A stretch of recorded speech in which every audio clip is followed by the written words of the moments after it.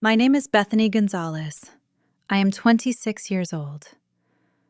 Yesterday afternoon, I stood in the frigid air conditioning of a downtown Honolulu bank and watched my parents slide a forged legal document across a mahogany desk. They smiled at the branch manager and claimed I had signed over my commercial Waikiki real estate to bail out my older brother. They told the manager I agreed to it all. I stood a half step behind them, silent. Then the manager looked at the computer screen, realized they had no idea what they were actually holding, and quietly asked me to verify my identity. What happened next shattered a 26-year illusion of family loyalty and left my parents stuttering in front of bank security. Before I tell you exactly how their heist unraveled, please take a moment to like and subscribe to Zara Told Stories. But only if this kind of family betrayal genuinely resonates with you. Drop your age and where you are watching from in the comments below. The air conditioning inside the First Pacific Bank hummed. It felt sharp against my skin, a stark contrast to the thick afternoon humidity baking Bishop Street outside. I kept my posture rigid. My hands gripped the woven strap of my tote bag until my knuckles turned white. A half step ahead of me, my father, Hector, leaned his weight against the polished desk of Keanu Tanaka, the branch manager. Hector adjusted the lapels of his crisp linen suit. He flashed a practiced, wide smile. My mother, Elena, stood close to his elbow in a vibrant floral silk blouse. Her manicured fingernails tapped a frantic rhythms against the leather trim of her purse. Tap, tap, tap. "It is a simple transfer, Keanu," my father said. His baritone voice carried that warm, melodic island cadence he used to charm tourists and business partners alike. "Bethany wants to help her brother. You know how it is here. Family takes care of family. Ohana." He slid a thick stack of papers across the desk. The top sheet caught the harsh fluorescent light highlighting a gold notary seal. Power of attorney. Tanaka adjusted his wire-rimmed glasses. He did not return the smile. He pulled the document closer, his dark eyes scanning the dense legal text. The quiet ticking of a wall clock filled the silence. I watched the manager index finger trace the line where my supposed signature rested. The ink looped too high, the slant cut too steep. It lacked my usual sharp precision. "Mateo is expanding his fleet," Elena chimed in, her voice pitched up a fraction too high, betraying the tight wire of nerves beneath. "Those new luxury catamarans. Bethany insisted on offering her property as collateral. We are just handling the paperwork so she does not have to miss work." Tanaka kept his focus pinned to his computer monitor. The keystrokes echoed like small gavel strikes. He pulled up the deed for the commercial real estate located on Kalakaua Avenue, his brow furrowed. He read the screen, then glanced down at the paper, then back to the screen. He leaned back in his ergonomic chair and steepled his fingers. "Mr. and Mrs. Gonzalez Tanaka began." His tone sat perfectly level, stripped of the familiar warmth Hector had tried to summon. "There is a significant issue with this request." Hector let his smile drop. "Issue? The notary stamped it yesterday. Everything is in order. The property in question is not held in fee simple ownership by your daughter," Tanaka explained. "It resides within an irrevocable generation-skipping trust established by Cruz Gonzalez. A standard authorization form cannot leverage trust assets. Only the designated trustee holds that power under very specific, restrictive covenants." Elena stopped tapping her fingers. The silence stretched, heavy and suffocating. They had forged a document for an asset they fundamentally misunderstood. Tanaka shifted his gaze past my parents. His eyes locked onto mine. "Ms. Gonzalez," Tanaka said, his voice dropping an octave. "Under banking security protocols regarding trust assets, I need to verify your physical presence and identity.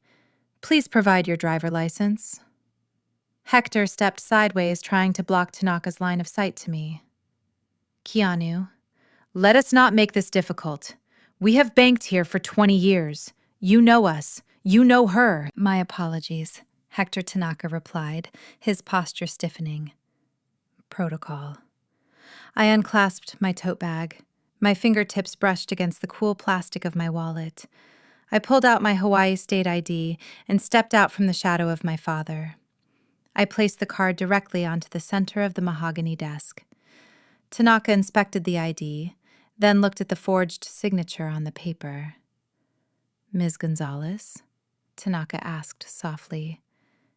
Did you authorize this transfer? I looked at my father, his jaw clenched tight enough to crack teeth. I looked at my mother, her eyes pleaded with a desperate, unspoken threat. Decades of conditioned obedience weighed on my shoulders, demanding I nod, demanding I protect the facade of the perfect, loyal daughter. I took a slow, deep breath, inhaling the sharp scent of ozone and floor wax. Mr. Tanaka, I said, my voice ringing clear and steady in the quiet office. I have never seen that document before in my life. The silence inside the bank manager office rang in my ears long after the words left my mouth. Mr. Tanaka stared at me, his expression unreadable, while my father stood frozen. The polished veneer of the Gonzalez family had just cracked under the harsh fluorescent lights. To understand how my own flesh and blood could stand in a professional setting and attempt to steal my future, you have to understand the soil we grew up in. We lived in a sprawling ranch house in Manoa Valley, nestled deep in the lush emerald embrace of Oahu. It was the kind of neighborhood where the scent of wild ginger hung heavy in the humid air, and the frequent afternoon rains left everything slick and vibrant. From the outside, we were the picture of local prosperity. Inside, our household operated on a rigid, toxic hierarchy disguised as tradition. At the very top of that pyramid sat my older brother Mateo. My parents treated Mateo less like a son and more like a deity. He was the celebrated visionary of the family, a man whose ambition was only matched by his profound allergic reaction to actual hard work.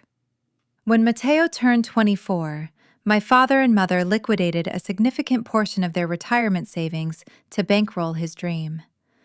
That dream was Apex Island Tours, a high-end helicopter and luxury boat charter service catering to wealthy tourists and mainland military contractors. Mateo Business was the perfect metaphor for his entire existence. His sleek black helicopters spent their days hovering high above the island, chopping through the clouds, burning through expensive fuel, and making an incredible amount of noise. He was flashy, disconnected from the earth, and always looking down on everyone else. He wore tailored linen shirts, designer aviator sunglasses, and drove a leased European sports car that cost more than my annual salary. He threw lavish parties in Waikiki, charging top-shelf liquor to company credit cards, claiming it was essential networking. Whenever his account balances dipped into the red, which happened with alarming frequency, Hector and Elena were always there to catch him. They wrote checks to cover his payroll. They co-signed high-interest loans to acquire newer, faster boats. They justified every reckless financial decision as the necessary growing pains of a genius entrepreneur. I occupied the opposite end of the spectrum. I was the family administrative backbone expected to carry the weight while remaining entirely invisible. While Mateo soared above the volcanic ridges, I kept my feet planted firmly on the ground. I worked as the senior logistics manager for Koa Ridge, a boutique eco-resort on the North Shore. My days were an unglamorous, grueling grind of supply chain management, vendor negotiations, and crisis resolution. I spent my hours staring at dense spreadsheets, tracking inventory shipments delayed by Pacific storms, and ensuring the resort operated with ruthless efficiency.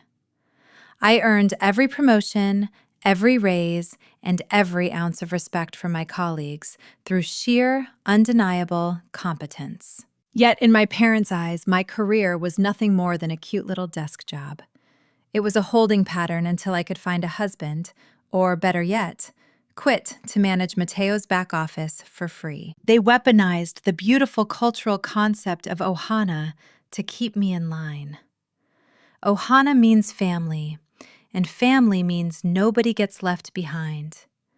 But in the Gonzalez household, that definition was twisted into something suffocating. Ohana meant Bethany sacrifices her weekend to audit Mateo messy tax receipts. Ohana meant Bethany skips her own college graduation ceremony because Mateo needed our parents to co-sign a lease on a new beachfront office space that exact same afternoon. Ohana meant my achievements were downplayed to ensure Mateo's fragile ego was never threatened. I learned early on that my value was strictly utilitarian. If I was not actively serving the family collective, which really just meant serving Mateo, I was being selfish. This dynamic peaked during a humid Sunday evening about a year ago. I was sitting at the dark koa wood dining table in my parents' house. The remnants of a roasted pork dinner sat cooling in the kitchen. I had my laptop open, the screen illuminating my face in the dim room. I was meticulously typing data into a highly sophisticated automated property management software program I had just purchased. I spent an entire week configuring the system. It was designed to track tax assessments, monitor maintenance schedules, and flag any legal inquiries regarding property titles.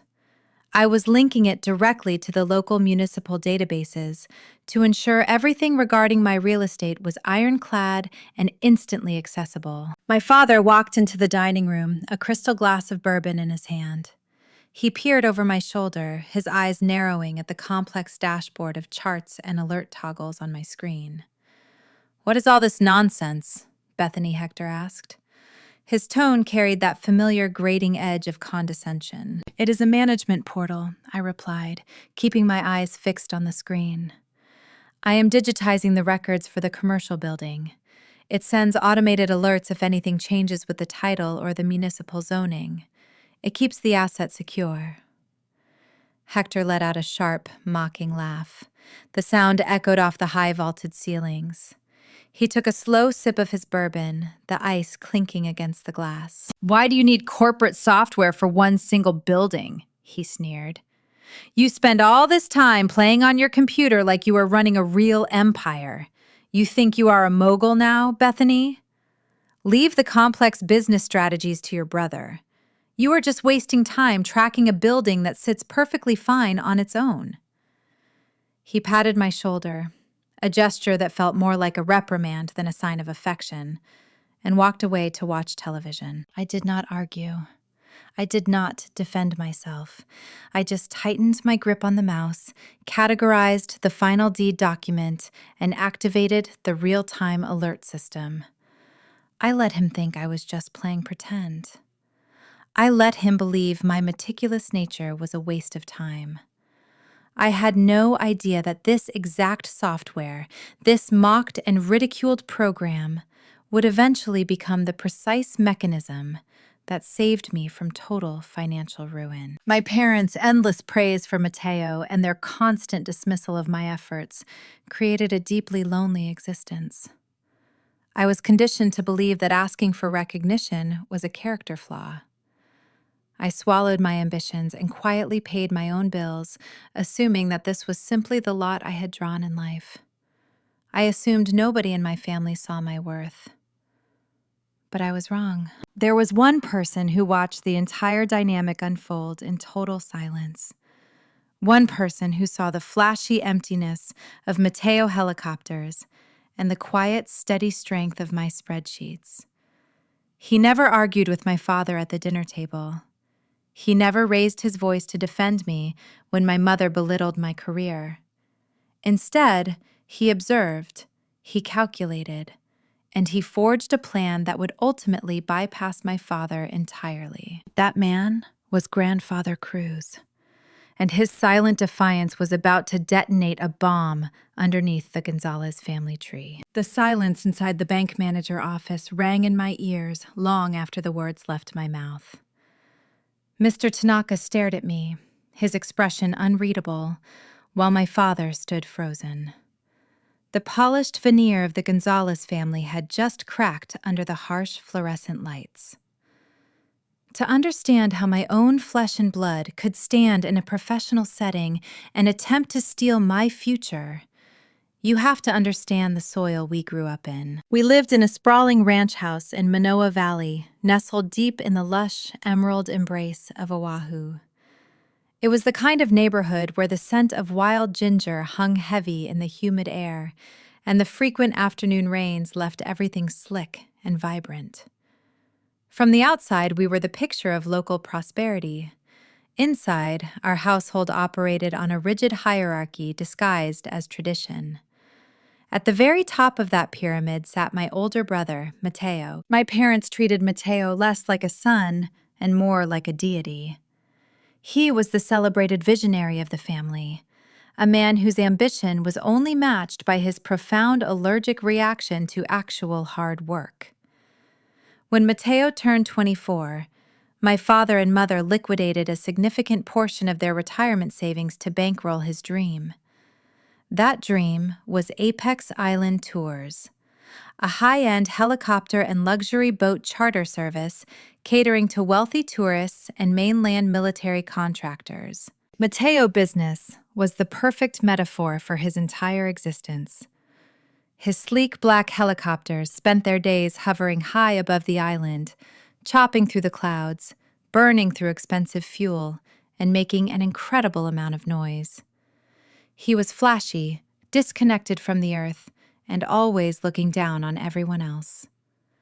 He wore tailored linen shirts, designer aviator sunglasses, and drove a leased European sports car that cost more than my annual salary. He threw lavish parties in Waikiki, charging top-shelf liquor to company credit cards, claiming it was essential networking. Whenever his account balances dipped into the red, which happened with alarming frequency, Hector and Elena were always there to catch him. They wrote checks to cover his payroll. They co-signed high-interest loans to acquire newer, faster boats. They justified every reckless financial decision as the necessary growing pains of a genius entrepreneur. I occupied the opposite end of the spectrum. I was the family administrative backbone expected to carry the weight while remaining entirely invisible. While Matteo soared above the volcanic ridges, I kept my feet planted firmly on the ground. I worked as the senior logistics manager for Koa Ridge, a boutique eco-resort on the North Shore. My days were an unglamorous, grueling grind of supply chain management, vendor negotiations, and crisis resolution.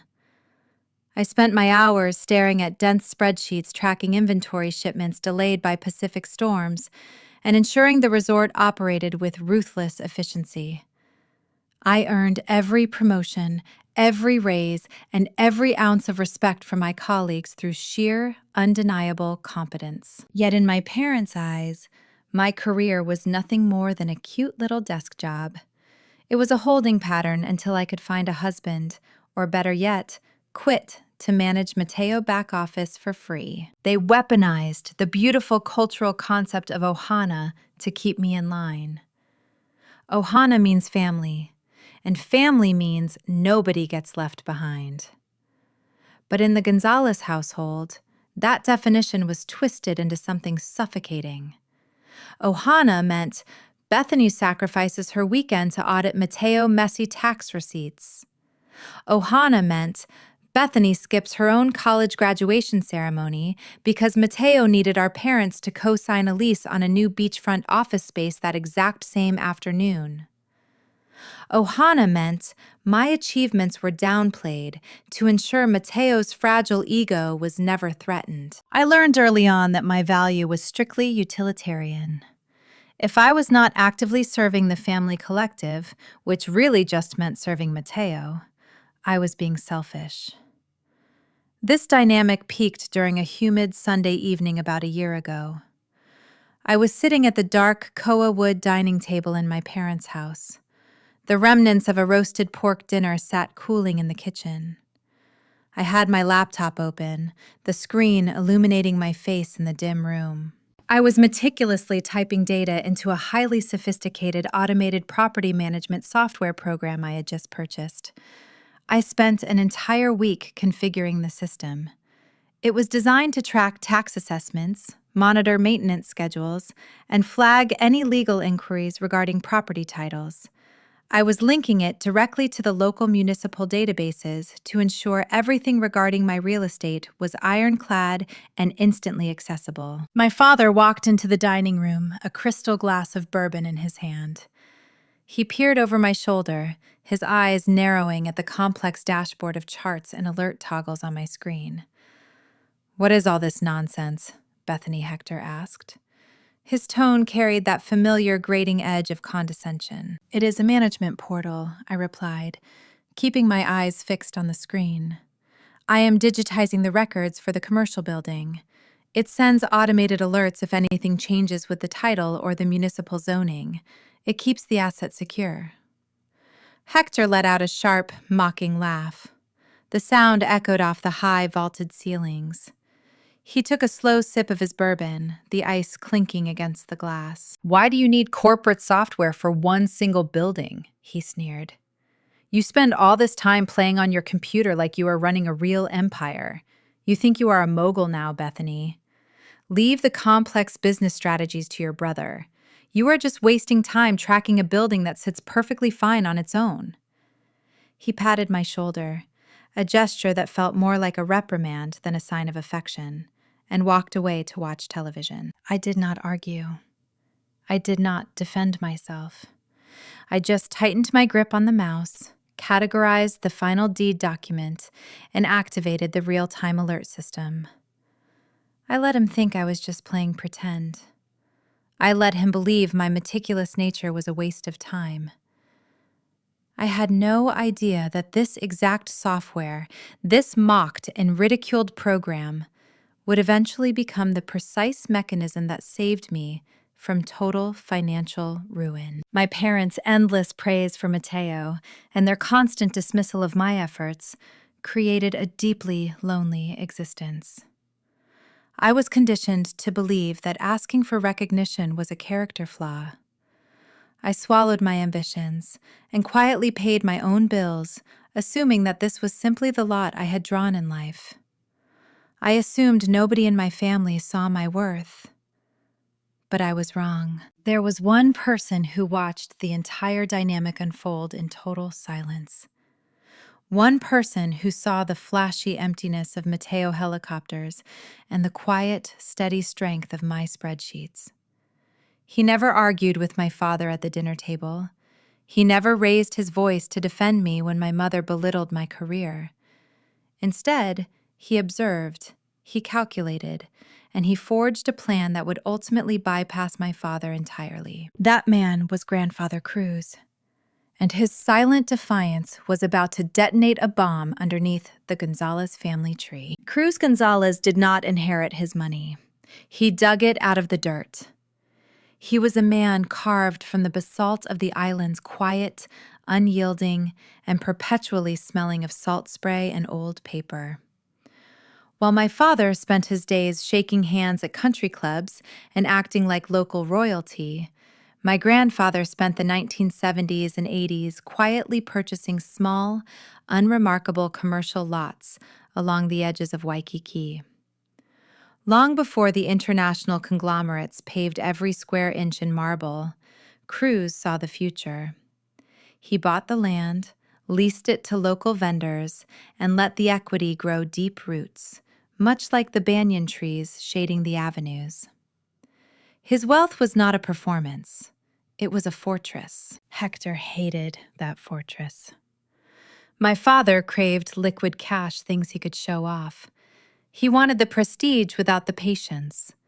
Every time Matteo crashed a sports car or needed a bailout, Hector would drive to Cruz's small cinder block office near the harbor and demand he liquidate a property to help the boy. I remember hiding behind the filing cabinets when I was 17, listening to their arguments. Hector would shout about legacy and optics. Cruz would sit behind his metal desk polishing his reading glasses, letting the silence stretch until my father ran out of breath. "You build a legacy with stone," Hector Cruz would say softly. "You are trying to build it with feathers. The wind will take it." Cruz never praised me loudly. He was not a man of grand gestures, but he watched. He noticed when I balanced the ledger for his property management company during my summer breaks, catching accounting errors his own hired CPA missed. He watched Mateo show up to family barbecues 2 hours late empty-handed, boasting about his latest luxury purchase, while I quietly organized the catering and packed up the leftovers. Cruz saw the way my mother shooed me into the kitchen so Mateo could hold court in the living room. Once, during my sophomore year of college, I found an envelope on my pillow. Inside was a check covering my entire semester tuition and a sticky note with 3 words: "Keep your head down." I never mentioned it to my parents. I knew they would have forced me to hand it over to Mateo for his latest business venture. Cruz passed away 2 years ago. His heart simply stopped while he was reading the morning paper on his lanai. The funeral was a spectacle orchestrated entirely by Hector, complete with catered champagne and a eulogy that sounded more like a sales pitch for the Gonzalez family name. A week later, we sat in the sterile, overly air-conditioned office of David Kim, my grandfather, estate attorney. My parents wore their finest mourning clothes. Hector sported a fresh haircut and a tailored suit projecting the solemn grace of a king about to inherit his kingdom. Mateo sat beside him scrolling through his phone, looking entirely bored by the proceedings. They assumed the wealth would flow downward in a straight, predictable line. Hector would get the deeds, liquidate the prime real estate, clear Mateo debts, and propel them all into the upper echelons of island society. I sat in the corner chair, wearing my work uniform, clutching my tote bag, expecting nothing more than a passing mention, or maybe a small heirloom. David Kim adjusted his glasses and broke the seal on the final living trust. He did not read a standard will. He read a surgical strike.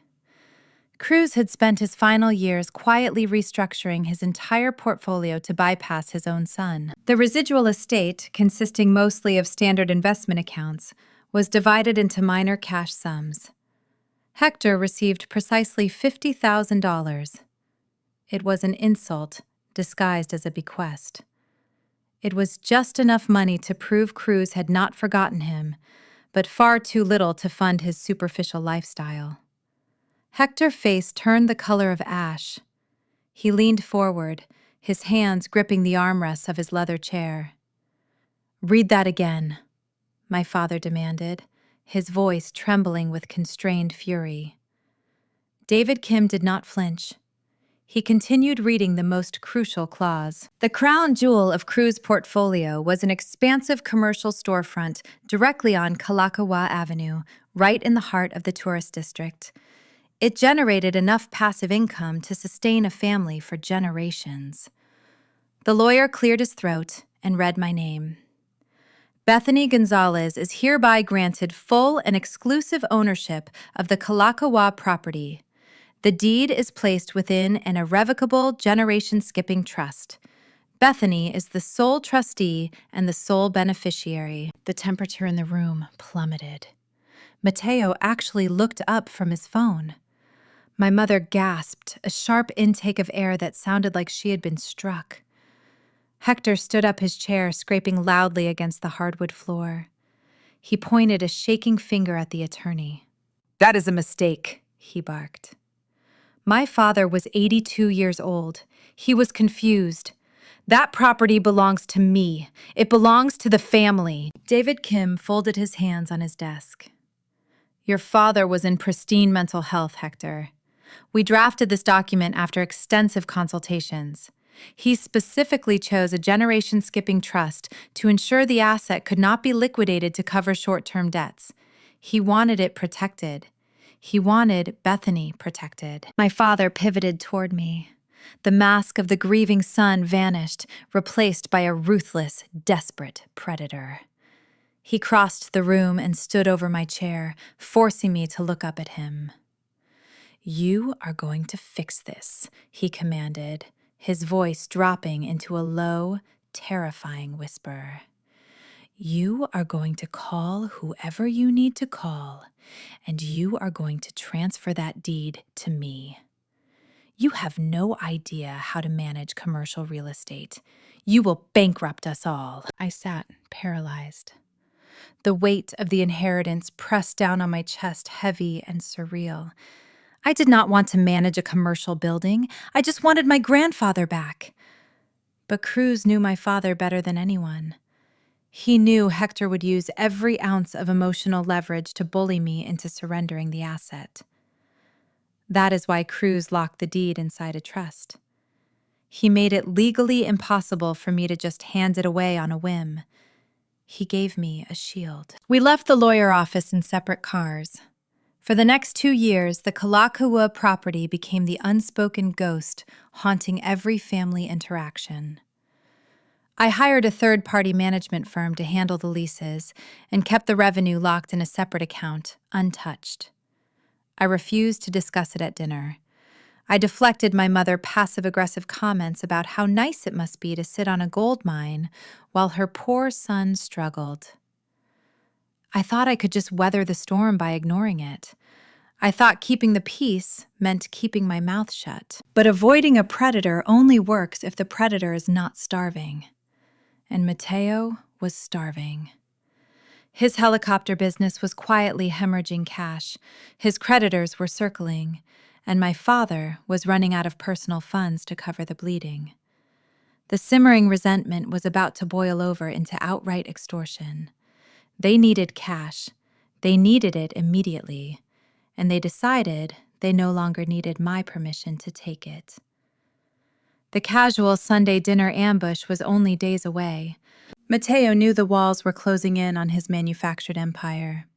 His luxury catamaran sat docked at the harbor, accumulating slip fees he could not afford to pay. His aviation fuel suppliers demanded cash on delivery, refusing to extend his credit a single day further. The sleek, high-end illusion of Apex Island tours was fracturing under the weight of his own financial incompetence. But my brother possessed a unique, lifelong talent for deflecting accountability. Instead of confronting his failures and restructuring his business, he drove his leased European sports car straight to our parents' house in Manoa Valley. He did not come to my apartment. He knew I would demand to see his balance sheets. Instead, he went directly to the people who preferred comfortable fiction over harsh reality. He sat on their plush living room sofa, holding his head in his hands, playing the role of the tragic, misunderstood hero. He spun a theatrical tale of temporary liquidity hurdles and jealous mainland competitors trying to crush a local visionary. Then he planted the poisonous seed. He reminded Hector and Elena that he was the highly visible public face of the Gonzalez name. If his company fell into bankruptcy, the family reputation would fall with him.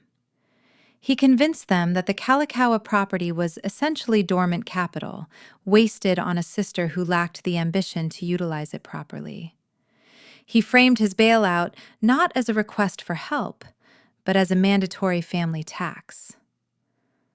"Bethany owes us," he likely whispered, sipping the expensive scotch our father poured for him to calm his nerves. "She sits on that gold mine while the actual legacy crumbles. She needs to do her part." 3 days later, my phone vibrated on my desk at Koa Ridge. It was my mother. Her voice dripped with an unnatural saccharine sweetness that instantly set my nerves on edge. She invited me over for a casual Sunday dinner. "Just the immediate family," she insisted over the line. "I made your favorite roasted pork." The tone was far too breezy. The invitation felt less like a welcoming gesture and more like a formal summons. I knew a trap awaited me, but 2 years of tense, awkward silence had worn down my defenses. A foolish, stubborn part of my heart hoped they simply wanted to share a meal without asking for a ledger. I arrived at the ranch house just as the sun dipped behind the volcanic ridges, casting long, bruised shadows across the manicured lawn. The tropical humidity clung to my skin as I walked up the driveway. Inside, the dining room table was set with the good china and polished silver. The heavy scent of roasted pork and sweet pineapple hung thick in the warm air. But the head chair, the seat where my brother usually held court and commanded the room, sat empty. "Where is Mateo?" I asked, placing my woven tote bag on the floor near the doorway. My mother refused to meet my eyes. She fussed with a stack of linen napkins, smoothing wrinkles that did not exist. "Oh, he is tied up with important client meetings on the North Shore. You know how demanding his schedule gets. Sit down, dinner is ready." He was not at a client meeting. He was hiding. He let our parents fight his battles because he lacked the spine to look me in the eye and ask for a handout. Hector poured a generous measure of red wine into my crystal glass. He smiled, but the expression did not reach his eyes. His gaze was cold and calculating.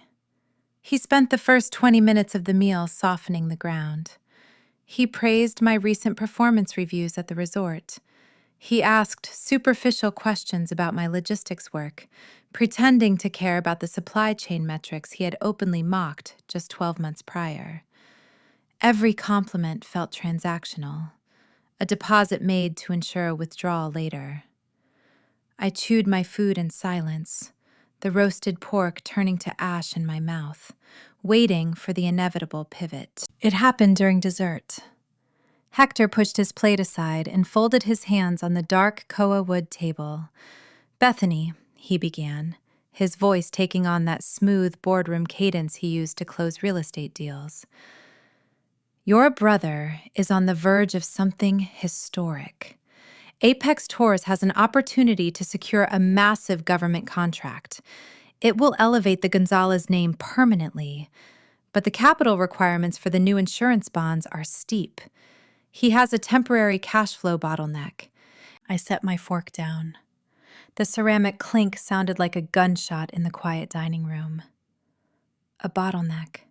Exactly. Hector continued leaning forward, invading my space.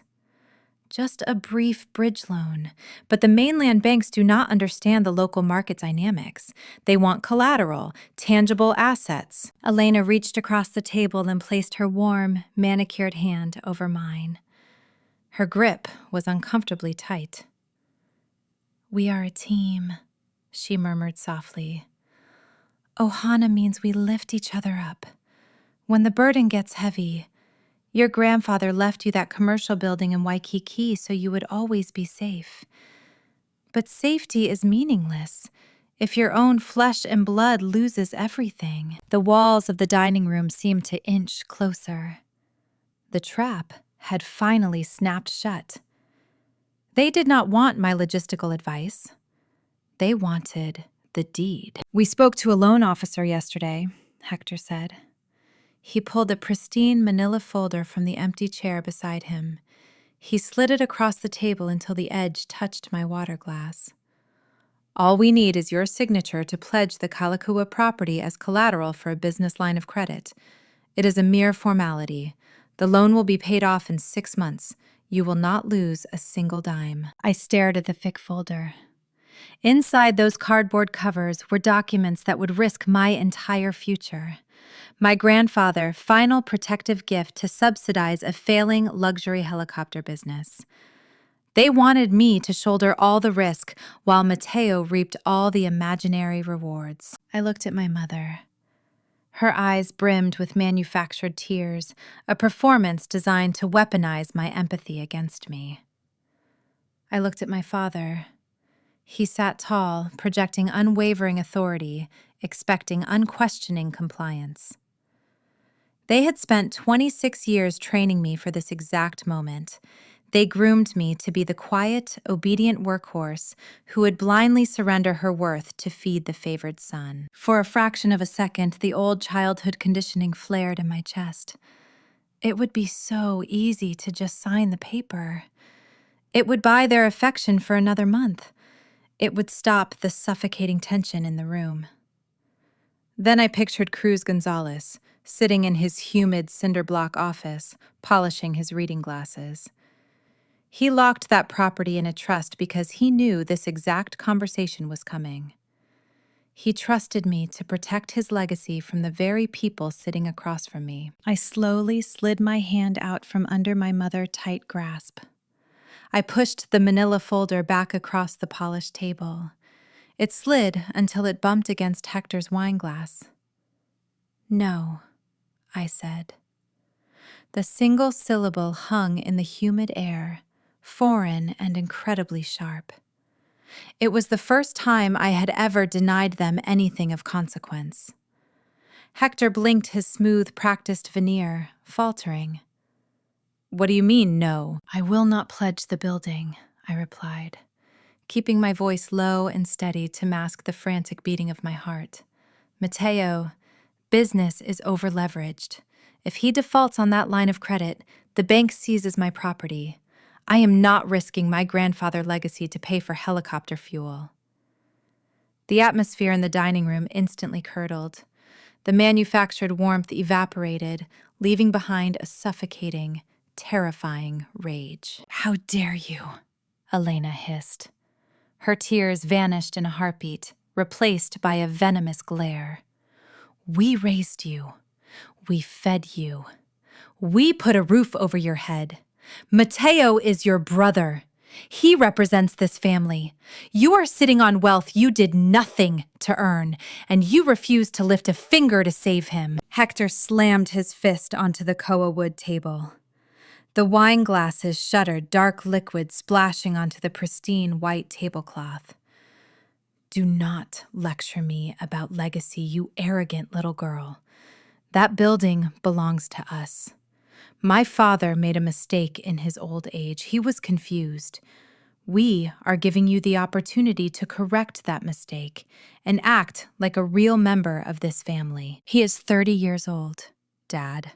I fired back, the adrenaline finally overriding my fear.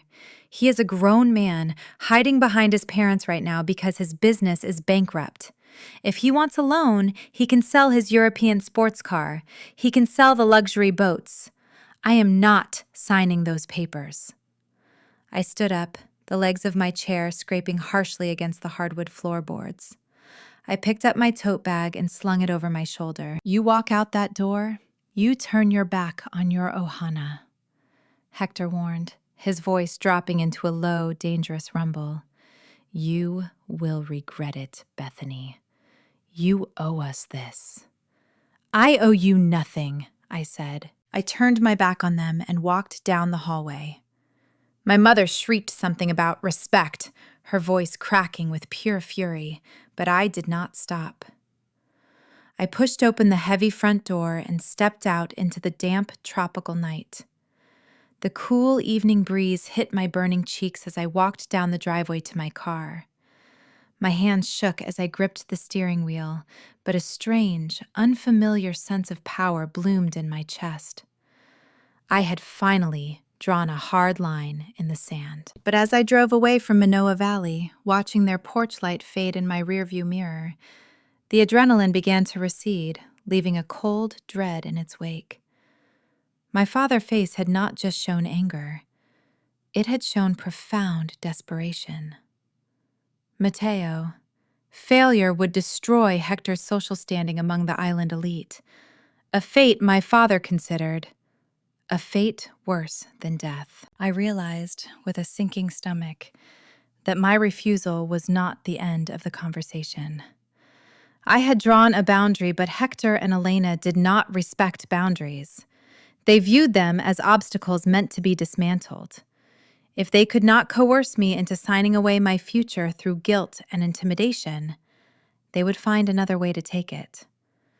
The rules of engagement had shifted, and my parents were preparing to cross a line from emotional warfare into something far darker, setting the stage for a betrayal I never saw coming. The drive back to my apartment on Sunday night passed in a blur of streetlights and adrenaline. By Monday morning, the reality of my defiance had settled into my bones, leaving behind a cold, hollow ache. I sat at my desk in the back office of Koa Ridge, staring blindly at a spreadsheet detailing the monthly linen orders. Outside my window, the sky bruised purple, threatening another heavy afternoon downpour over the North Shore. I expected my phone to ring off the hook. I braced myself for an endless barrage of guilt trips, veiled threats, and weeping voicemails from my mother. Instead, there was nothing. The silence from Manoa Valley stretched through Monday and deep into Tuesday morning.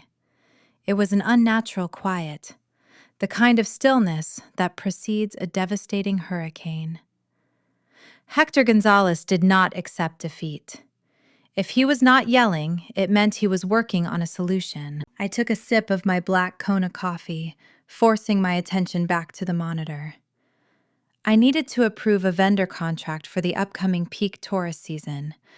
The routine of supply chain logistics usually anchored me, providing a sanctuary of logic and order. But my focus kept slipping. Then my cell phone chimed. It was not a text message. It was a high-priority system alert, carrying a distinct, sharp ringtone I had specifically programmed months ago. I picked up the device. The screen illuminated with a push notification from the property management software I had spent an entire week configuring. The very same software my father had mocked as a ridiculous waste of time while he sipped his bourbon. The alert read, "Critical title inquiry filed. Property ID, Kalakaua Commercial. Source, Hawaii Bureau of Conveyances." My stomach dropped. A sudden, chilling sweat broke across my neck. I dropped my coffee mug onto the desk, the dark liquid splashing over the rim and soaking into a stack of invoices. I did not bother to wipe it up. I scrambled to log into the secure portal on my laptop, my fingers trembling as I typed my password. The software dashboard loaded, displaying a red flag next to my grandfather property deed. Someone had requested an official modification to the title record. I clicked the attached PDF file, pulling the scanned document up onto my large monitor. It was a power of attorney. I leaned closer, my eyes darting across the legal jargon. The document granted Hector Gonzalez full authority to leverage, borrow against, or transfer the Kalakaua asset on my behalf. I scrolled down to the bottom of the page. There, sitting bold and dark against the white paper, was my signature.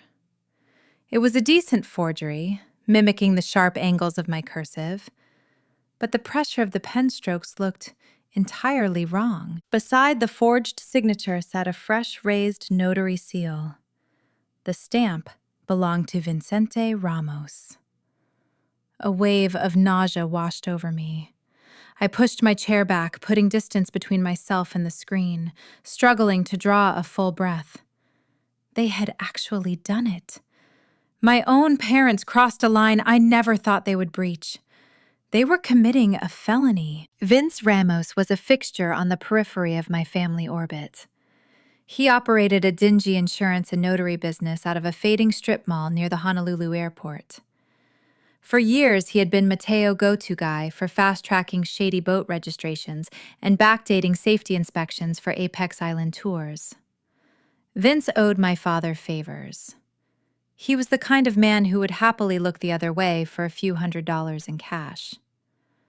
Hector must have driven straight to Vince's office on Monday morning, desperate to secure the paperwork before the mainland banks closed their funding windows. Filing the document with the Bureau of Conveyances was a calculated preemptive strike. Hector wanted the power of attorney officially on the public record. That way, when he walked into the bank to secure a Mateo loan, the branch manager would see the state had already processed the authorization. It was designed to look airtight. I reached for my desk phone, my thumb hovering over the 9. Calling the police was the logical reaction. Reporting the forgery would instantly shut down their scheme. But a sudden sharp ping from my cell phone made me freeze. An unknown number appeared on my screen. I opened the text message. The message read, "Your old man is making big moves today downtown. For $5,000, I can lose the paperwork before the bank sees it. Time is ticking, Bethany. My heart hammered against my ribs. It was Vince. The corrupt notary was playing both sides, trying to extort me while taking my father money. He knew the document was a fake, and he knew the leverage he held. The message felt like a trap within a trap. If I replied, if I showed even a hint of panic or acknowledged the fraud, Vince could use that correspondence against me. He could tip off Hector that I knew about the scheme, giving my parents time to destroy the evidence and cover their tracks. The walls of my small office felt like they were shrinking. The red herring threat dangled in front of me, begging for a frantic response. I locked my phone screen and shoved the device into my pocket. I would not reply. I would not give Vince the satisfaction, and I would not give my parents the opportunity to retreat. A cold, clarifying resolve settled over me, freezing out the fear and the nausea. If I called the police now, it would be my word against Hector in a messy, private investigation. He would lie. He would use his local connections to smooth it over, claiming it was a misunderstanding, claiming I had given verbal permission and forgot. I needed something undeniable. I needed them to present that forged document to a federal institution in broad daylight. I opened my laptop, downloaded the fraudulent PDF, and saved a backup copy to a secure cloud server. Then I picked up my cell phone and dialed my mother's number. She answered on the third ring. "Hello?" she said, her tone guarded and frosty. "Mom," I began, injecting my voice with a heavy dose of manufactured exhaustion. "I spent the last 2 days thinking about Sunday dinner. I hate fighting with you and Dad." A beat of silence followed. I could practically hear the smug satisfaction radiating through the receiver. "I knew you would come to your senses, Bethany," she replied, her voice warming instantly. "Family is everything. We knew you just needed time to cool off and see the bigger picture." I took a deep breath, swallowing the bile rising in my throat. "I actually have tomorrow afternoon off from the resort," I said, keeping my tone submissive and quiet. "I have a few errands to run in downtown Honolulu. I was hoping maybe we could meet up for coffee.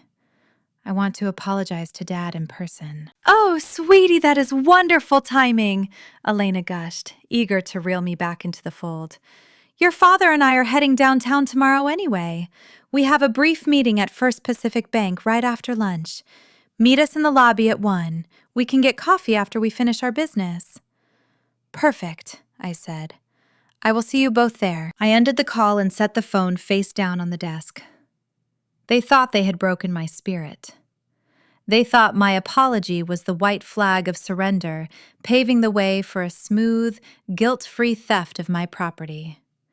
They were going to walk into that bank holding a forged document, fully believing they held all the cards. The next 24 hours dragged with agonizing slowness. I did not sleep. I spent the night pacing the hardwood floor of my apartment, rehearsing every possible outcome in my head.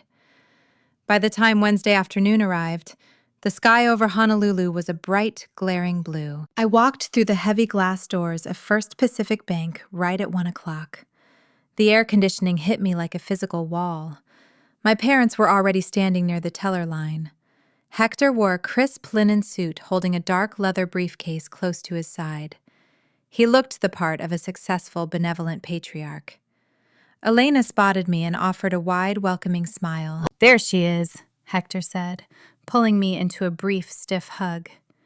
He patted my shoulder, a gesture dripping with condescension. "I am glad you decided to stop being so dramatic, Bethany. It shows maturity." I offered a tight, silent nod. "We just need to handle a quick administrative task with Keanu Tanaka," my father said, gesturing toward the frosted glass partition of the branch manager office. "Why do you not come back with us? It will only take a minute, and then we can go get that coffee." He wanted me in the room as a prop. My physical presence would lend credibility to whatever lie he was about to spin, ensuring the manager would not question the paperwork. He assumed I was entirely ignorant of what rested inside his leather briefcase. "That sounds fine," I replied, my voice steady. Hector smiled, turning on his heel to lead the way. I fell into step a half pace behind them, my hands folded tightly over the woven strap of my tote bag. We walked past the waiting area and stepped into the quiet, isolated space of the manager office. Hector confidently placed his briefcase on the polished mahogany desk, snapping the brass latches open. He was walking directly into the snare, pulling the wire tight around his own neck with every word he spoke. Mr. Tanaka did not blink. His hands, previously resting flat on the mahogany desk, moved with deliberate precision. He slid the forged power of attorney away from my father and placed it inside a clear plastic sleeve. The crinkle of the polymer echoed in the sudden hush of the office. My father opened his mouth, but no sound emerged. The golden boy protector, the patriarch of the Gonzalez family, stood immobilized by a single sentence from the daughter he deemed invisible. "Ms. Gonzalez," Tanaka said, addressing me while keeping his peripheral vision locked on Hector. "Are you stating on the record that this signature is fraudulent?" "Yes," I replied. My voice held firm, anchoring me to the polished floorboards. "I did not sign that paper. I did not authorize any transfer line of credit or leveraging of the Kalakaua property." The branch manager nodded once. He reached for his desk phone and pressed a single button. He did not lift the receiver. It was a silent alarm protocol. "Keanu, listen to me," Hector finally stammered. The smooth island charm evaporated, replaced by a reedy, desperate pitch. He reached across the desk, trying to snatch the plastic sleeve back. "This is a family misunderstanding. Bethany is upset about an argument we had over the weekend. She is being stubborn. Give me the file, and we will sort this out at home." Tanaka pulled the document out of reach. He placed it inside a locking desk drawer and turned the brass key. The click sounded final, like a vault sealing shut. Hector Tanaka said, his tone dropping into a flat bureaucratic monotone. "You brought a falsified legal document into a federally insured institution and attempted to leverage an irrevocable generation-skipping trust. That elevates this beyond a domestic dispute. Attempted bank fraud is a federal offense." The color drained from my father's face. The deep, healthy tan he cultivated on the golf course faded into a sickly pale gray. For the first time in my life, I saw genuine fear in his eyes. He looked at the locked drawer, then at Tanaka, then at me. He looked like a man watching the ground crumble beneath his expensive Italian loafers. His tailored linen suit suddenly seemed a size too large, hanging off a frame that was rapidly shrinking under the weight of his own hubris. My mother stepped forward, her floral silk blouse rustling. She let out a high, breathy laugh that shattered the tension into jagged shards. "Oh, Keanu, please," Elena giggled. It was a terrifying, hollow sound devoid of any real mirth. She waved her manicured hand in the air as if brushing away a pesky mosquito. "Federal offense, do not be dramatic. It was a draft. Just a preliminary draft. We brought by mistake. Hector picked up the wrong folder off the kitchen counter this morning. We have the real paperwork at home. Right, Hector?" She elbowed my father in the ribs. He flinched, his jaw working as he tried to catch up to her frantic pivot. "Yes," Hector choked out, wiping a bead of sweat from his temple. "A draft, a simple clerical error." Tanaka did not smile.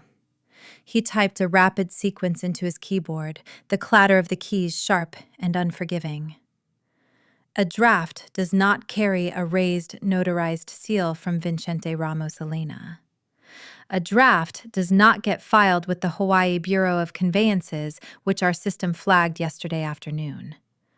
You intended to process this document today.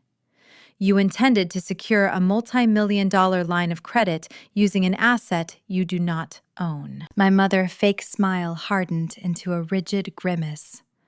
Her gaze darted toward the office doorway, searching for an exit strategy that no longer existed. Through the frosted glass partition, a shadow materialized. The heavy wooden door swung open inward. A uniformed bank security guard stepped into the room. He was a broad-shouldered man standing well over 6 feet, his hand resting casually near the radio on his utility belt. He did not draw a weapon, but his mere presence fundamentally altered the gravity of the room. He positioned himself perfectly between the desk and the exit, blocking my parents' escape route. "Is everything secure in here, Mr. Tanaka?" the guard asked, his eyes scanning Hector's trembling hands. "Secure for now," David Tanaka replied, not looking away from his monitor. "Please remain by the door." The illusion of Hector Gonzalez's untouchable island elite disintegrated. In the manicured enclaves of Manoa Valley, he dictated reality. He threw lavish parties, boasted about Mateo helicopter fleet, and controlled the narrative. In this sterile, regulated financial institution, he was just a desperate man caught attempting to steal from his own child.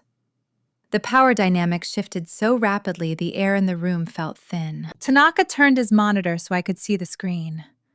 "Bethany, given the severe nature of this incident, I am placing an immediate maximum security hold on the Kalakaua trust accounts. No funds can be moved and no liens can be placed without biometric verification." He handed me a small black digital pad attached to a coiled wire.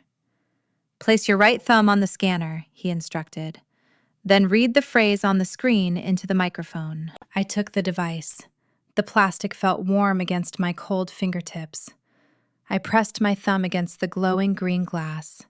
A small laser scanned the ridges of my skin, locking my unique biology into the banking mainframe.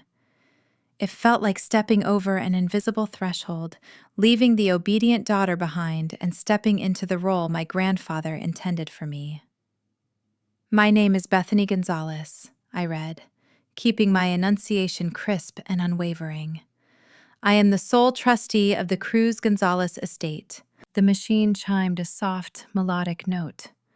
A green check mark appeared on the monitor. "Your biometrics are logged," Tanaka said, taking the pad back. "From this moment forward, no one accesses this trust without your physical presence, your fingerprints, and your voice. Any further attempts by third parties to modify the title will trigger an automatic referral to the federal authorities." He looked up at Hector and Elena. They stood huddled together, looking smaller, older, and entirely stripped of their venom. "I am retaining the forged document for our internal fraud department," Tanaka informed them, his voice devoid of any pity. "I suggest you leave the premises before I am obligated to involve local law enforcement. Your personal accounts with First Pacific are now under administrative review." My father opened his mouth to argue, but the security guard shifted his weight, the leather of his duty belt creaking loudly. Hector snapped his mouth shut. He grabbed his empty briefcase, his knuckles white, his chest heaving with silent, impotent rage. Elena refused to look at me. She stared fixedly at the carpet, her floral blouse suddenly looking garish and out of place in the grim atmosphere of the office. She pressed her lips together so tightly they turned white, her mind clearly racing to calculate the social fallout of this disaster. I picked up my woven tote bag from the chair. I slid the strap over my shoulder and turned toward the door. I did not wait for them. I walked past the security guard stepping out of the office and into the bustling main lobby. The transition was jarring. The ambient noise of the bank washed over me, the chatter of tellers, the hum of the coin-counting machines, the soft jazz playing over the overhead speakers. Dozens of people stood in line depositing checks and asking about mortgage rates, completely unaware of the brutal family fracture that had just occurred mere feet away. I walked through the lobby with my head held high, my spine straight. I pushed through the heavy glass double doors and stepped out onto Bishop Street. The afternoon sun hit my face bright and blinding. The trade winds whipped down the concrete canyon of the financial district, carrying the faint scent of ocean salt and exhaust fumes. I took a deep breath, filling my lungs until they ached. For the first time in 26 years, the air belonged entirely to me. I had walked into the trap, dismantled it with a single sentence, and walked out holding the keys to my own cage. I had protected my grandfather's legacy and secured my own future in a single, terrifying hour. But as I walked down the crowded sidewalk, putting distance between myself and the bank, the initial rush of victory began to chill. The adrenaline faded, leaving a cold, sharp knot in my stomach. I knew Hector and Elena Gonzalez too well. Stripped of their pride and denied the money they desperately needed to save Mateo, they would not retreat into quiet shame. The humiliation they just endured in that office would act as an accelerant. They could no longer use legal channels to steal the property, so they would pivot to the only battlefield they still controlled. They would unleash a storm of manipulation, weaponizing our extended family and twisting the narrative to paint me as the villain. The forgery failed, but the psychological siege was just about to begin. I drove back to my apartment on the windward side of the island, navigating the winding curves of the Pali Highway on pure adrenaline. The sheer vertical cliffs of the Ku'ulau mountain range loomed over the road, their ridges draped in emerald mist. Usually this drive felt like a decompression chamber, stripping away the stress of the resort and the noise of Honolulu.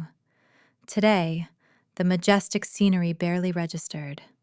My hands gripped the steering wheel so tightly my forearms ached. The silence inside my car felt heavy, vibrating with the unspoken fallout of what had just occurred. I had walked into that bank assuming the role of the dutiful daughter, and walked out a traitor to the Gonzalez name. I pulled into my assigned parking spot beneath the modest low-rise complex. My apartment was a far cry from the sprawling estate in Manoa Valley or the luxury condos in Waikiki. It was small, practical, and entirely mine.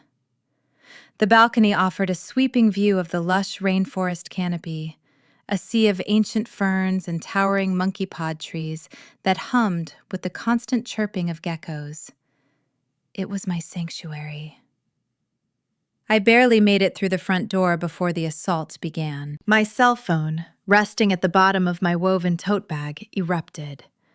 The device vibrated violently against my keys, letting out a rapid succession of notification chimes. I dropped the bag onto the kitchen island. The sounds did not stop. It was a digital barrage, relentless and suffocating. I pulled the phone out and stared at the glowing screen. I had 24 missed messages and 3 voicemails. The texts were all from my mother. Elena was unleashing a masterclass in psychological warfare, shifting tactics with every new message, searching for the exact frequency that would shatter my resolve. The first message arrived less than 10 minutes after I left the bank. How could you do this to us? Your father is sick. His blood pressure is through the roof. The second message, 5 minutes later, pivoted from victimhood to outright fury. You set us up. You knew that manager was going to flag the paperwork. You planned this just to humiliate us in public. You are spiteful, Bethany. You have always been jealous of your brother. Then came the cultural weaponization, the heavy artillery she saved for when she needed guaranteed compliance. Ohana Bethany. You turned your back on your Ohana. People on this island talk.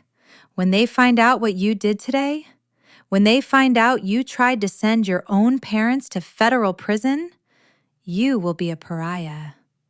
No one will hire you. No one will respect you. My chest tightened. The air in my small kitchen suddenly felt too thin to breathe. I leaned back against the cool quartz countertop, sliding down until I sat on the hardwood floor. I pulled my knees to my chest, staring at the barrage of notifications scrolling across the screen. The phone buzzed again in my hand. A new voicemail notification popped up. This one was from Hector. I hesitated, my thumb hovering over the play icon. I did not want to hear his voice. I did not want to subject myself to the smooth boardroom baritone currently laced with venom. But I needed to know exactly what kind of retaliation he was plotting. I pressed play and held the speaker near my ear. "Bethany," my father began. His voice was deathly calm, devoid of the frantic energy he displayed in Tanaka's office. It was the tone he used when he fired executives or dismantled rival business deals. "I do not know what kind of game you think you are playing, but the rules just changed.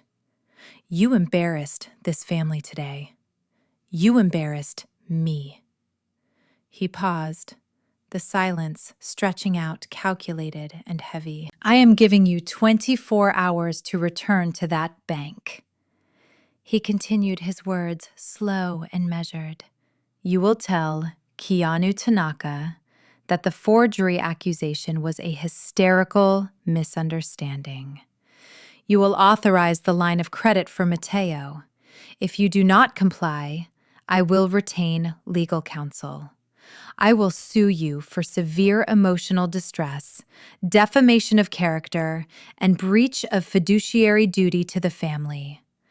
I will drain your bank accounts with legal fees until you have nothing left. Fix this mess, Bethany. Fix it now." The voicemail ended with a sharp click. The silence returned to my apartment, broken only by the distant rustle of wind through the rainforest canopy. I sat on the floor, the cold reality of my situation settling into my bones like frost. The internal conflict raging inside me was agonizing. For 26 years, my identity was entirely wrapped in being the compliant, useful daughter. I was the fixer. I was the logistics manager who smoothed over the rough edges of Mateo failures and absorbed my parents' stress. The deeply ingrained conditioning screamed at me to surrender. It told me that the pain of compliance was safer than the terror of isolation. I unlocked my phone and opened a text thread to Elena. My thumbs hovered over the digital keyboard. I drafted a response, the words flowing automatically from a well of lifelong subservience. "Mom, I am sorry," I panicked. "I will go back to the bank tomorrow and fix it. Tell Dad not to call a lawyer." I stared at the blinking cursor. The text sat there, a white flag waiting to be waved. It would stop the barrage. It would restore the fragile, toxic equilibrium of the Gonzalez family. They would forgive me, eventually, as long as I handed over the keys to my grandfather legacy. I closed my eyes. The image of the forged signature on Tanaka's desk flashed behind my eyelids. They had tried to steal from me. They had risked federal charges to cover up Mateo financial incompetence. If I sent that text, if I surrendered the property, I was not just saving my brother. I was endorsing their fraud.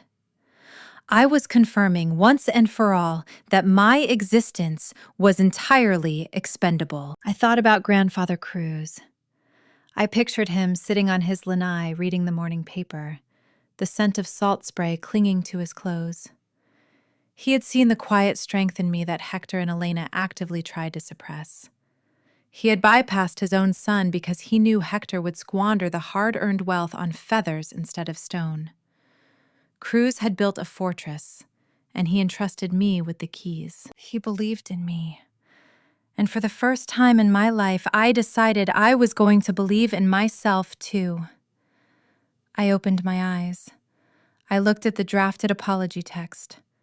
I pressed the delete button, holding it down until every single subservient word vanished from the screen.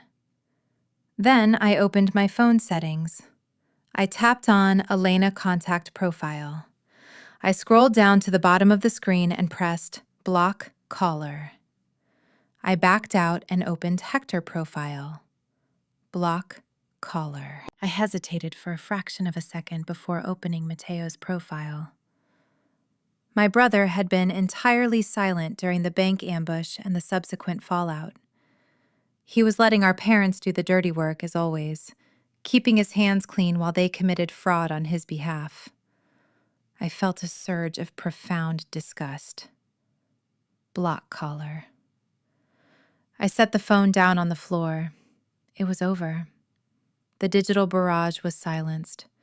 The umbilical cord to the Gonzalez family toxicity was severed. I was entirely alone. I stood up, my legs trembling slightly. I walked over to the sliding glass door and stepped out onto the balcony. The tropical air washed over me, thick with the scent of damp earth and blooming orchids. The rainforest canopy stretched out below, wild, untamed, and perfectly resilient. I leaned against the railing, gripping the cool metal. I had established my boundary. I had cemented the wall between myself and their manipulation. But as the adrenaline finally left my system, replaced by a cold, calculating clarity, I realized that blocking their numbers was only a defensive maneuver. Hector's threat of a lawsuit was not an empty bluff. He was cornered, humiliated, and desperate for cash. If he could not steal the property through forgery, he would try to take it through litigation. He would drag my name through the mud, leveraging his social connections to paint me as the unstable, ungrateful daughter who tried to ruin her own family. I needed to understand exactly what was driving that desperation. Mateo business was failing, yes, but Apex Island Tours had been in the red for years. Hector had always managed to quietly cover the deficits with personal loans and creative accounting. Why did he suddenly need millions of dollars in capital so urgently that he was willing to commit a federal offense? What was Mateo hiding? I turned away from the rainforest and walked back inside my apartment. I went straight to my desk and opened my laptop. I worked in logistics. I knew how to track supply chains, identify bottlenecks, and read complex financial data. I knew how to find the truth hidden beneath layers of corporate obfuscation. If my father wanted a war, I was going to make sure I understood exactly what we were fighting over. I cracked my knuckles and opened a new browser tab, navigating to the Hawaii Department of Commerce and Consumer Affairs public database. I was going to dig into the pristine facade of Apex Island Tours, and I was going to find the rot eating it from the inside out. My job requires tracking invisible threads. When a shipment of imported organic linens goes missing between a port in Shanghai and our loading dock on the North Shore, I do not just ask the vendor what happened. I follow the digital paper trail. I look for discrepancies in customs declarations, check maritime shipping logs, and audit warehouse transfer receipts. I know how to find the truth hidden beneath layers of corporate obfuscation. If my father wanted a war over our family legacy, I was going to make sure I understood exactly what we were fighting over. I cracked my knuckles in the quiet isolation of my living room and opened a new browser tab. I navigated directly to the Hawaii Department of Commerce and Consumer Affairs public database. The state website was clunky and outdated, but it held every official business registration and financial filing on the islands. I typed Apex Island Tours into the search bar and pressed enter. A list of corporate filings populated the screen. I clicked on the most recent annual report. At first glance, the company looked functional. Mateo had structured the business as a limited liability corporation, listing himself as the sole managing member. The marketing budget was astronomical, reflecting the endless stream of targeted social media ads and glossy magazine spreads he purchased to maintain his illusion of success. But marketing does not pay the bills. I bypassed the superficial metrics and dug into the Uniform Commercial Code filings. UCC filings are public notices that a creditor has a security interest in a debtor personal property. When you take out a business loan and pledge equipment as collateral, the lender files a UCC lien to protect their investment. I expected to see a standard commercial loan from a local Hawaii bank. I expected to see First Pacific Bank or Bank of Hawaii listed as the primary creditor. Instead, the screen displayed a very different name. The lien holder was a firm called Cascadia Venture Partners, headquartered in Seattle, Washington. My brow furrowed. I leaned closer to the monitor, the blue light reflecting in my eyes. Local banks in Honolulu thrive on relationships. If you have a solid business model and a respected family name, securing local capital is standard practice.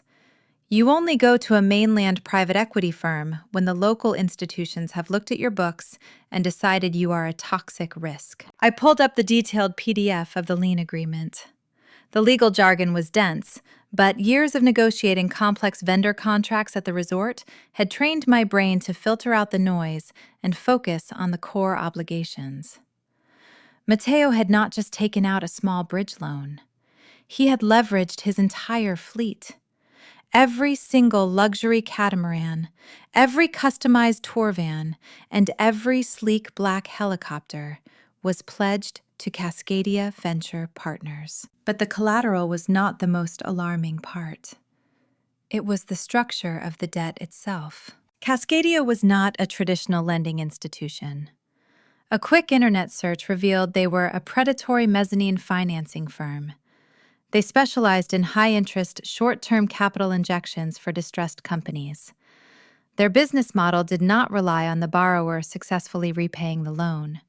They relied on the borrower failing. Their contracts were engineered with ruthless default triggers. If a debtor missed a single payment, or if the company revenue dropped below a specific quarterly threshold, Cascadia gained the immediate right to seize the assets without a lengthy court battle. They would repossess the equipment, liquidate it at auction, and walk away with a vast profit, leaving the business owner with nothing but a hollow shell of a company. I stared at the glowing screen, my heart pounding a steady, heavy rhythm against my ribs. The puzzle pieces snapped together with terrifying clarity. Mateo had missed his revenue targets. The tourist season had dipped. Fuel prices had soared, and his endless, lavish spending had drained his operational reserves. He was in default. Cascadia Venture Partners was calling in the debt. This was not a simple cash flow bottleneck like my father had claimed at Sunday dinner.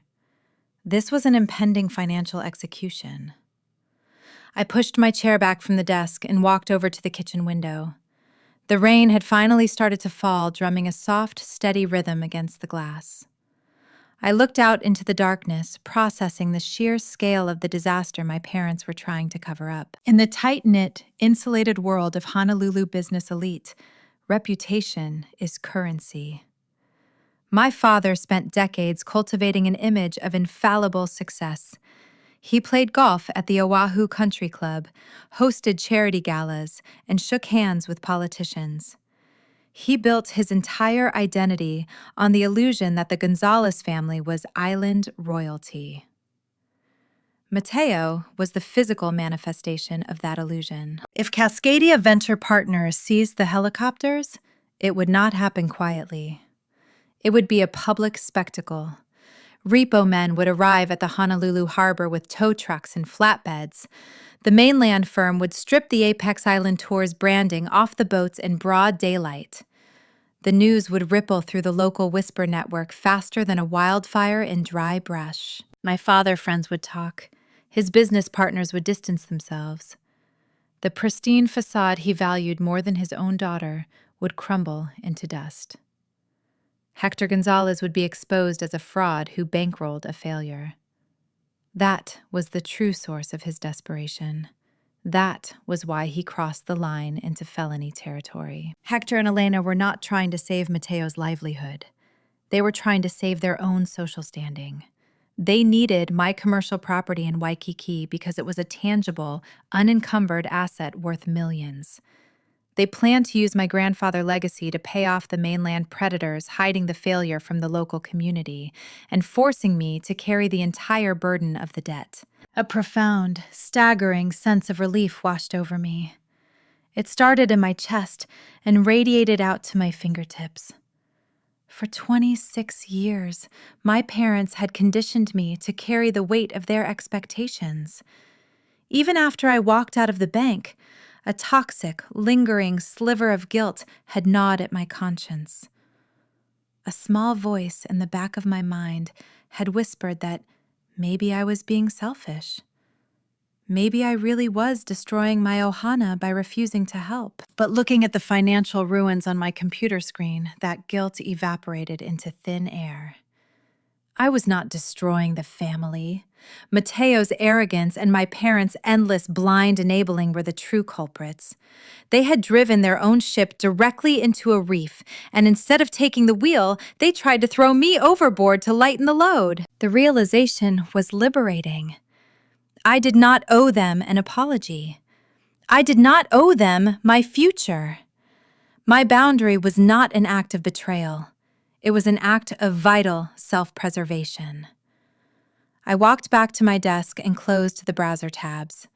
The fear that had paralyzed me all afternoon was gone, replaced by a cold, calculating focus. My father's voicemail echoed in my memory. He had threatened to retain legal counsel. He promised to sue me for severe emotional distress and breach of fiduciary duty. He claimed he would drain my bank accounts with legal fees until I had nothing left. Hector believed he could bully me in a courtroom the same way he bullied me at the dinner table. He thought his aggressive posturing and expensive mainland lawyers would force me into a settlement. He assumed I would panic and sign over the deed just to make the litigation stop. But my father had a fatal blind spot. He underestimated my grandfather. And he underestimated me. Cruz Gonzalez did not just hand me a piece of paper. He handed me a fortress. And he hired one of the most brilliant, meticulous estate attorneys on the island to build the walls. I picked up my cell phone and opened my contacts list. I scrolled past the blocked numbers of my parents and brother until I found the name I needed. I checked the time.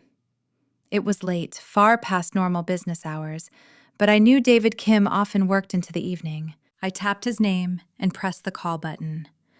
I needed an emergency appointment. I needed to know exactly how much armor my grandfather had wrapped around the Kalakaua Trust.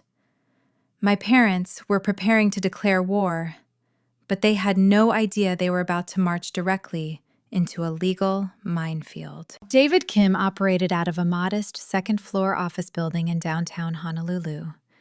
The space lacked the opulent dark wood paneling and marble floors my father preferred when dealing with his high-priced corporate litigators. Instead, the walls were lined with filing cabinets, and the faint, comforting smell of stale coffee and old paper hung in the air. It was a space designed for substance, not show. Exactly the kind of environment my grandfather valued. I sat in a worn leather armchair across from David. The rain that had started the previous night continued to drum a relentless, rhythmic beat against the single window overlooking the street. I recounted the entire saga, starting from the Sunday dinner ambush to the forged power of attorney at First Pacific Bank, and ending with Hector's aggressive voicemail threatening a lawsuit. David listened without interrupting. He took slow, methodical notes on a yellow legal pad, his expression entirely neutral. When I finished, he set his pen down and adjusted his wire-rimmed glasses. "Your father is a desperate man," Bethany David said. His voice was calm, a stark contrast to the frantic energy humming beneath my skin. And desperate men often make critical miscalculations. Hector believes he can use the legal system as a bludgeon to force compliance. He assumes the threat of costly litigation will break your resolve before it ever reaches a courtroom. He leaned back in his chair, a faint, almost imperceptible smile touching the corners of his mouth. He is operating under the assumption that he holds the leverage, David continued. But he is playing checkers, and your grandfather was playing chess. Cruz anticipated this exact scenario. David stood up and walked over to a heavy, fireproof filing cabinet in the corner of the room. He unlocked it and pulled out a thick manila folder labeled with my grandfather's name. He brought it back to the desk and laid it flat, opening it to reveal the original, signed, living trust documents. When Cruz came to me to draft this trust, David explained. Flipping past the first several pages, he was very clear about his intentions. He knew Hector would view the Kalakaua property as an ATM. He knew your father would use every ounce of emotional and psychological pressure to bully you into surrendering the deed. Cruz wanted to build a legal fortress around you, one that Hector could not breach no matter how hard he tried. David turned the document around and slid it across the desk toward me. He pointed to a specific paragraph buried deep within the legal jargon highlighted with a faint pencil mark. Read Section 4, subsection B, David instructed. I leaned forward, my eyes scanning the dense text. In the event that any immediate family member, including but not limited to Hector Gonzalez or Mateo Gonzalez, initiates legal action to contest the validity of this trust or attempts to coerce, defraud, or unlawfully seize control of the primary asset designated to the trustee, Bethany Gonzalez, said family member shall immediately trigger the forfeiture clause. I stopped reading, my brow furrowing in confusion. The forfeiture clause. What does that mean? David tapped his pen against the desk. It is commonly known in estate law as a poison pill or an in terrorem clause. But Cruz took it a step further. Your grandfather did not leave all his wealth tied up in the commercial real estate. He also possessed a substantial separate investment portfolio consisting of blue-chip stocks and municipal bonds. David pulled another sheet of paper from the folder. When Hector read the initial will, he received a minor cash payout, $50,000. What Hector does not know is that the remainder of the investment portfolio is scheduled to disperse to him upon his 65th birthday to fund his retirement. It is currently held in a secondary blind trust. My breath caught in my throat. My father was counting on that money. His extravagant lifestyle and his endless bailouts for Mateo meant he had virtually zero personal savings. He was banking on my grandfather remaining wealth to sustain him when his earning years ended. If Hector sues you, David said, his voice sharpening with precision, or if he attempts to seize the property through fraud, which he already did at the bank, he triggers the poison pill. The clause activates automatically. He is instantly and irrevocably disinherited from the secondary trust. The entire investment portfolio, millions of dollars meant for his retirement, is immediately redirected to a designated local charity. Hector loses everything. I stared at the document, the magnitude of my grandfather's foresight washing over me like a tidal wave. Cruz had not just given me a shield. He had handed me a loaded weapon. But it gets better, David added, closing the folder. The Kalakaua property is locked in an irrevocable generation-skipping trust. That specific legal structure means the asset must bypass the immediate next generation Hector and vest directly with the grandchild, you. Even if you wanted to sign the deed over to Mateo to save his business, you legally cannot. I blinked, the implications snapping into sharp focus. I cannot give it away. Exactly, David confirmed. The trust covenants strictly prohibit the trustee from leveraging, selling, or transferring the asset to any immediate family member for the purpose of covering personal or business debts. If you attempt to do so, a court-appointed fiduciary immediately steps in and strips you of your trustee status to protect the asset. Cruz legally tied your hands to protect you from your own empathy. You cannot cave to their demands, even if they break you down. A profound, breathless silence filled the office. The rain continued to beat against the window, washing the grime off the downtown streets. My parents had spent days trying to force me to open a door that did not even have a handle. They had berated me, threatened me, and committed forgery to steal something that was legally impossible for me to give them. Hector's threat to sue me was entirely toothless. He was standing on a trapdoor holding a lit match, completely unaware that he was about to burn his own future to the ground. I sat back in the worn leather armchair, feeling a strange, unfamiliar sensation bloom in my chest. It was power. Genuine, undeniable leverage. "We do not need to file a countersuit," Bethany David said, sensing the shift in my posture. "We simply need to inform Hector of the poison pill. Once he realizes that pushing this issue will cost him his retirement, the aggression will evaporate. He will retreat out of pure self-preservation." I looked at the closed manila folder sitting on the desk. A normal, rational person would retreat. A normal father, upon discovering he was about to lose his own financial security, would back down and apologize. But Hector Gonzalez was not a rational man when his pride was on the line. He was cornered, and Mateo mainland creditors were closing in rapidly. The private equity firm from Seattle would not care about Hawaii trust law or family dynamics. They wanted their money, or they were taking the helicopters. If I simply called my father and explained the legal trap, he would not believe me. He would assume it was a bluff, a desperate tactic constructed by a daughter trying to avoid a lawsuit. He would double down. He would escalate the situation, dragging the rest of the extended family into the crossfire to exert maximum social pressure. "I cannot just tell him, David," I said, my voice quiet but firm. "He will not listen. He only respects force." David studied my face for a long moment, evaluating the cold determination settling into my features.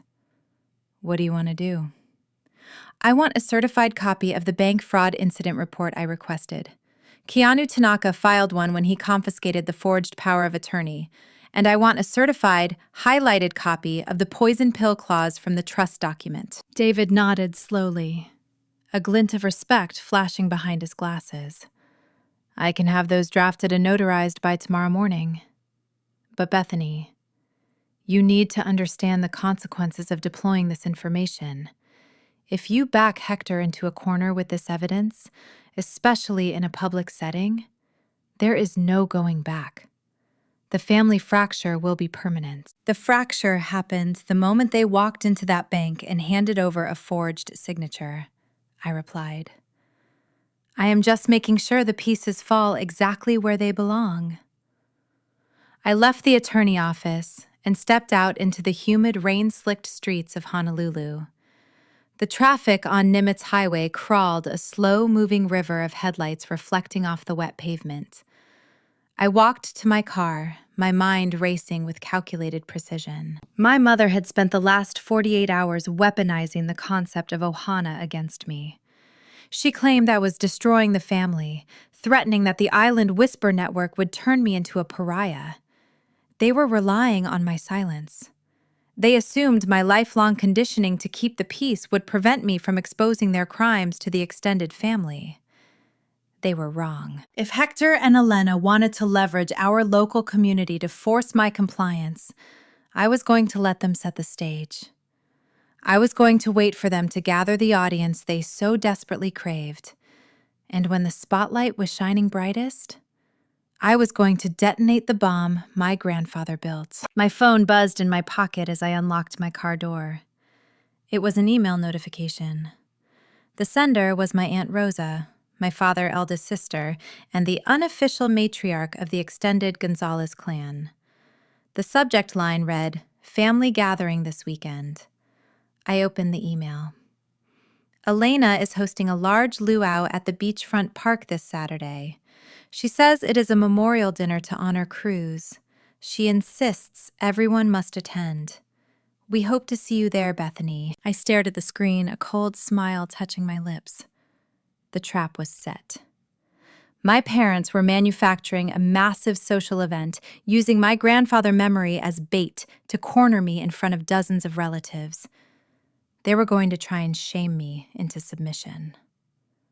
I drafted a quick reply. I will be there, Aunt Rosa. I would not miss it for the world. The evening arrived with a heavy, humid heat that settled over the eastern shore of the island. I drove my sedan toward the sprawling beachfront park, the tires crunching over the crushed coral of the parking lot. The sky bruised into vibrant shades of violet and burnt orange as the sun sank below the horizon. Through the rolled-down windows, the rhythmic crashing of the Pacific Ocean blended with the bright, plucking notes of a live ukulele. The scent of burning kiawe wood and roasting Kahlua pork drifted through the salty air. This was not a simple, quiet dinner to remember my grandfather. This was a grand theatrical production. I parked my car and gripped the steering wheel, taking a long, deep breath. My leather purse sat on the passenger seat. Inside the main compartment rested 2 thick manila envelopes. One contained the certified bank fraud incident report from First Pacific, complete with a photocopy of the forged signature. The other held the notarized legal breakdown of the poison pill clause, detailing my father's imminent financial ruin. The leather bag felt heavier than a block of lead. I stepped out of the vehicle and walked toward the rented pavilions. Dozens of folding tables were draped in vibrant floral cloths, illuminated by the flickering orange glow of tall tiki torches. Over 50 people milled about the grass.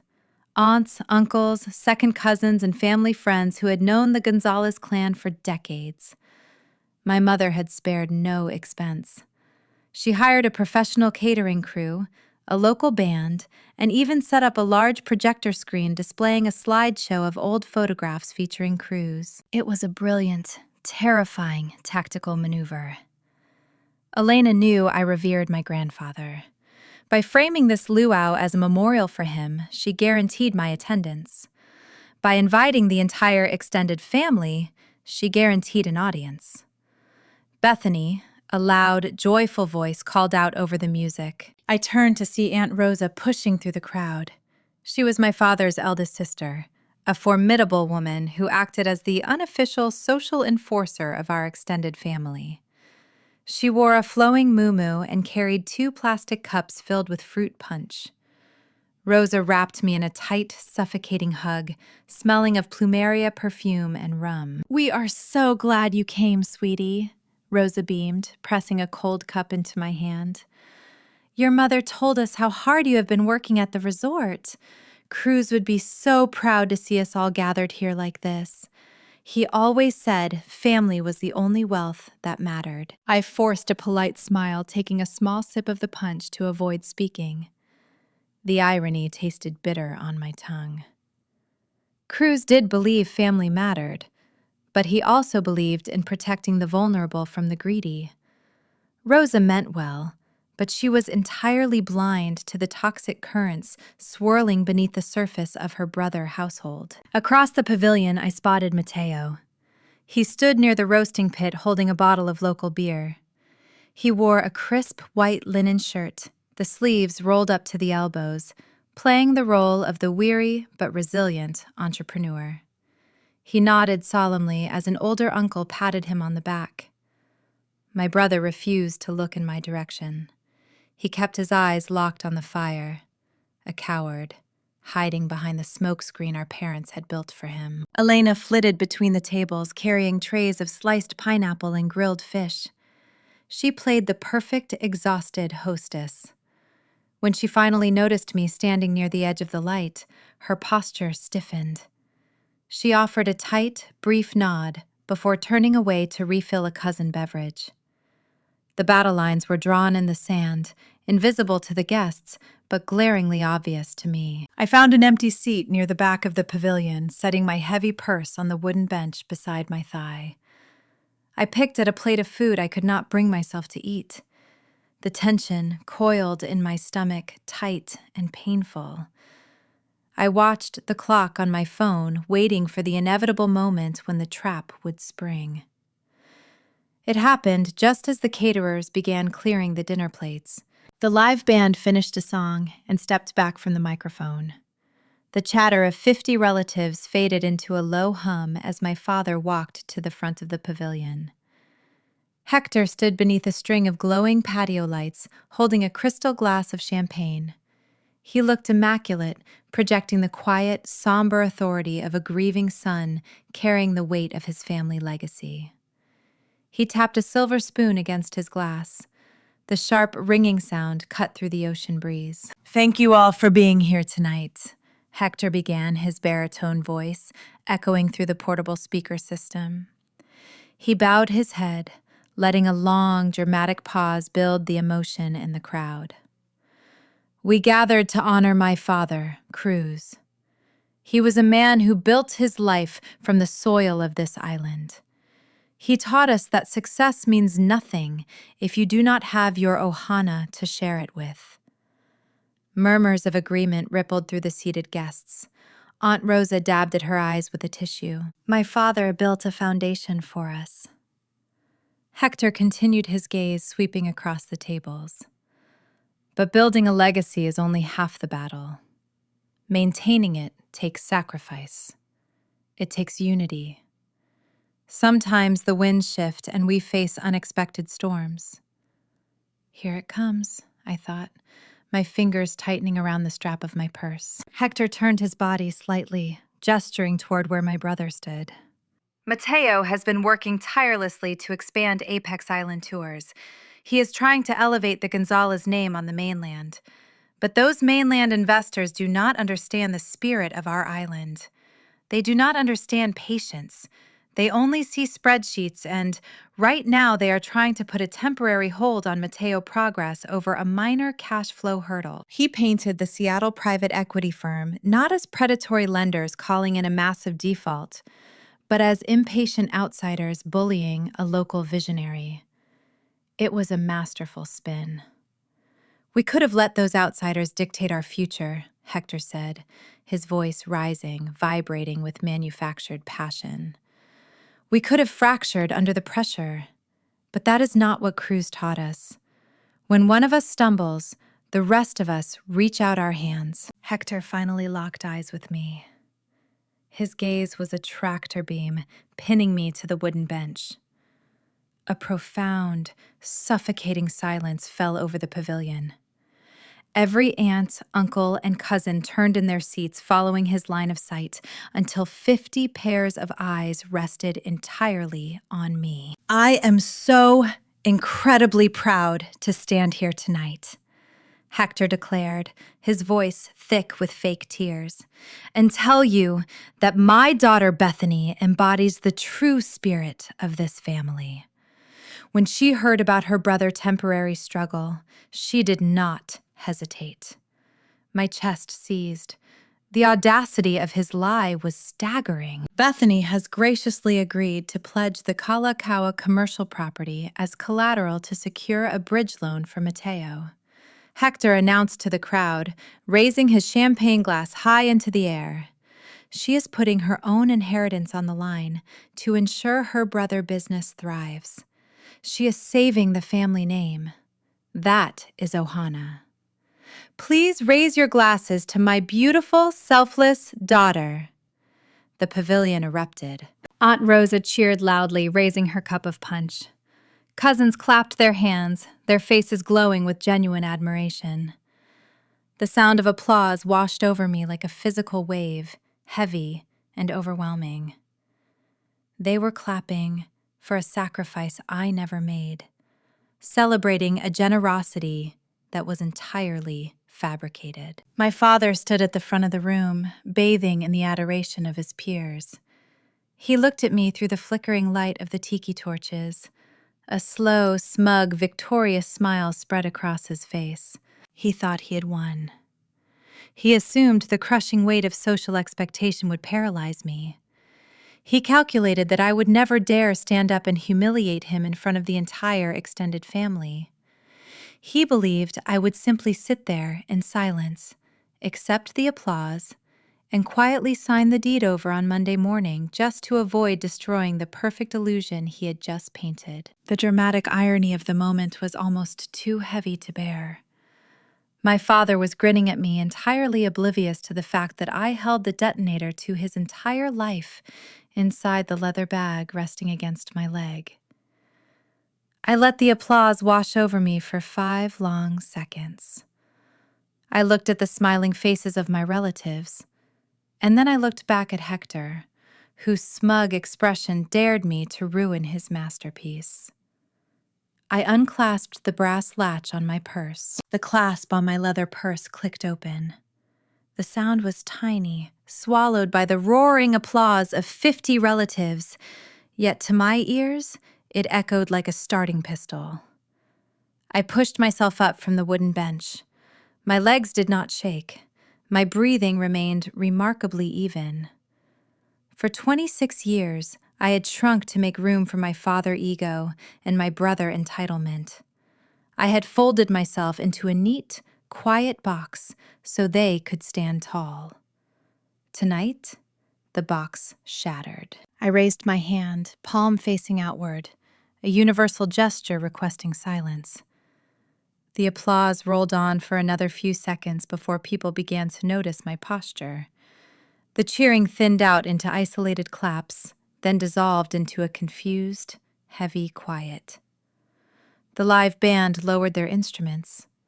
The only sounds remaining were the hiss of the tiki torches and the rhythmic crash of the Pacific surf against the shoreline. My father stood at the front of the pavilion, his crystal champagne glass still suspended in the air.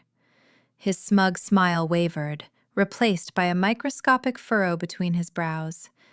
He offered a tight, warning nod, a silent command, demanding I sit back down and play my assigned part. "Thank you, Dad," I said. My voice projected clear and steady, carrying across the rows of decorated tables. I did not yell. I did not let a single tear touch my eyes.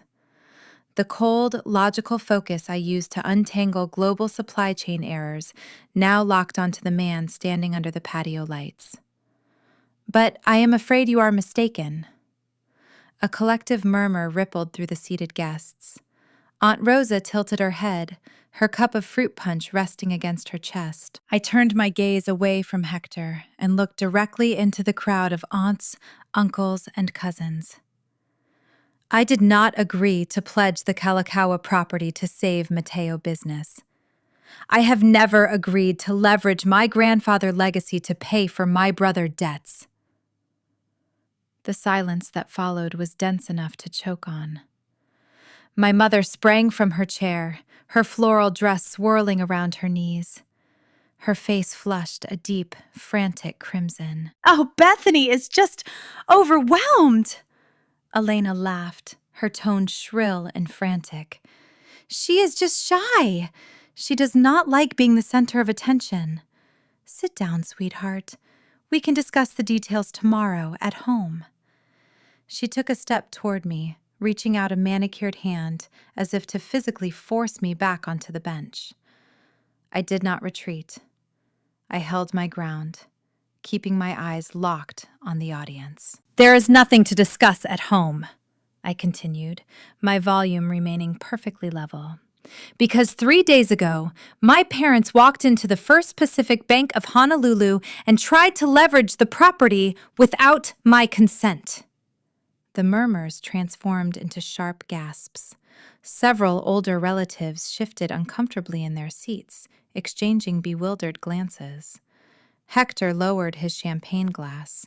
The color drained from his face, leaving his skin a sickly pale gray beneath the golden patio lights. "That is a lie," Elena shrieked, the facade of the graceful hostess vaporizing in an instant. She pointed a trembling finger at me. "How dare you stand here in front of our ohana and tell such disgusting lies? You are ungrateful. You are trying to ruin this beautiful memorial." Hector found his voice, stepping forward to project his usual booming authority. "Enough, Bethany. You have had too much to drink. You are making a scene. Sit down before you humiliate yourself further." He expected me to shrink back.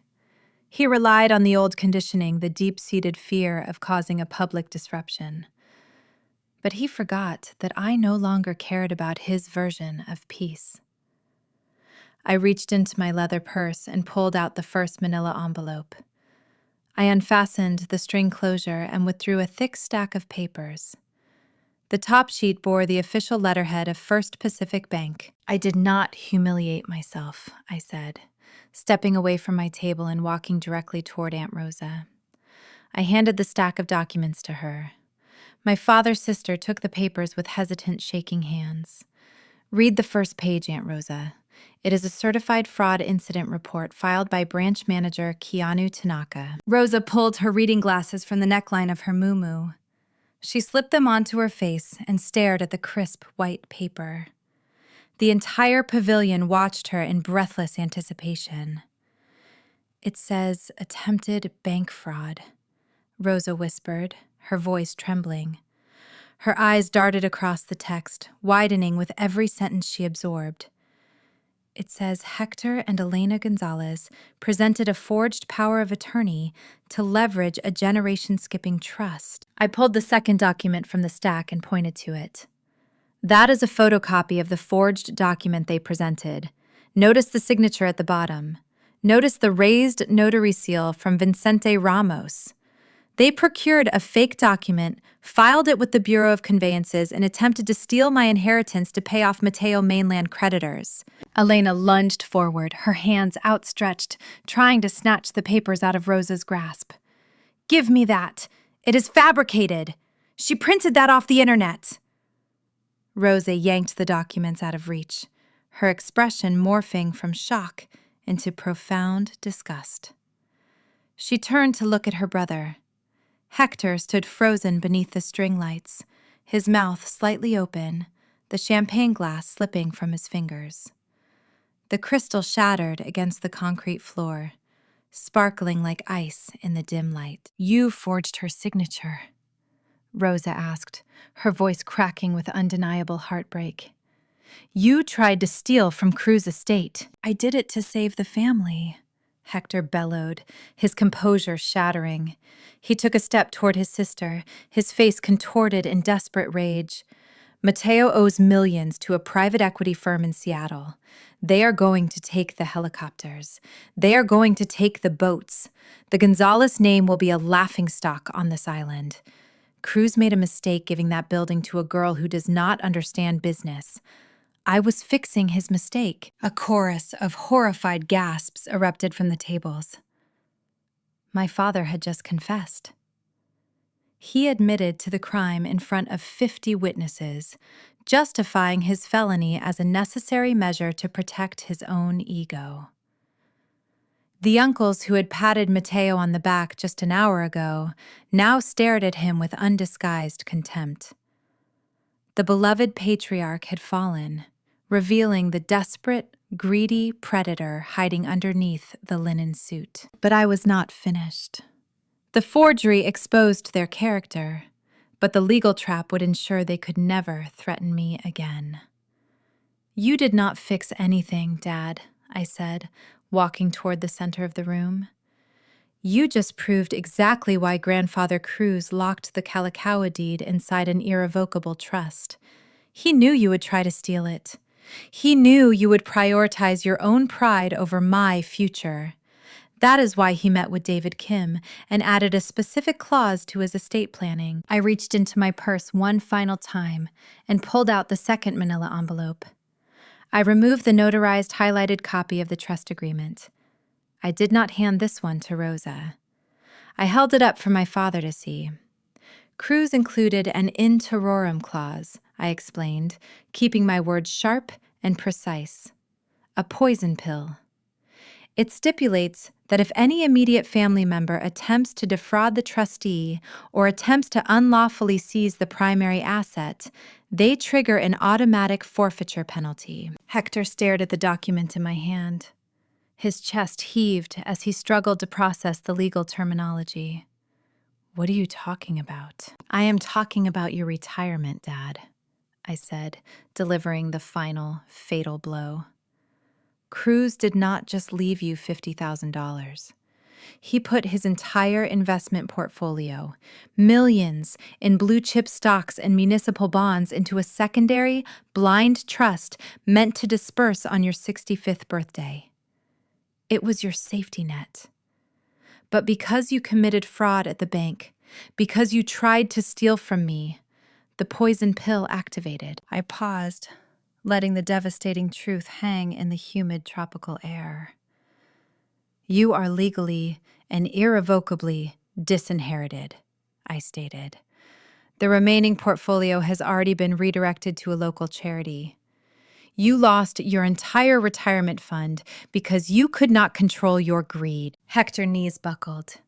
He stumbled backward, his shoulders hitting the wooden support pole of the pavilion. He let out a low, guttural sound, like a man who had just taken a physical bullet to the stomach. All the air left his lungs. The wealth he had secretly counted on, the safety net that justified his endless spending, evaporated in a single instant. Elena covered her mouth with both hands, her eyes wide with unadulterated terror. She looked at her husband, watching the realization dawn on his face that they were now entirely destitute. They had cross-collateralized their own home to keep Apex Island tours afloat, and now they had no hidden reserves to save themselves. The extended family watched the collapse in stunned silence. The respect Hector had cultivated for decades vanished, replaced by pity and scorn. They saw him for what he truly was, a man willing to sacrifice his own daughter to maintain a hollow illusion. Aunt Rosa turned her back on him, refusing to even look in his direction.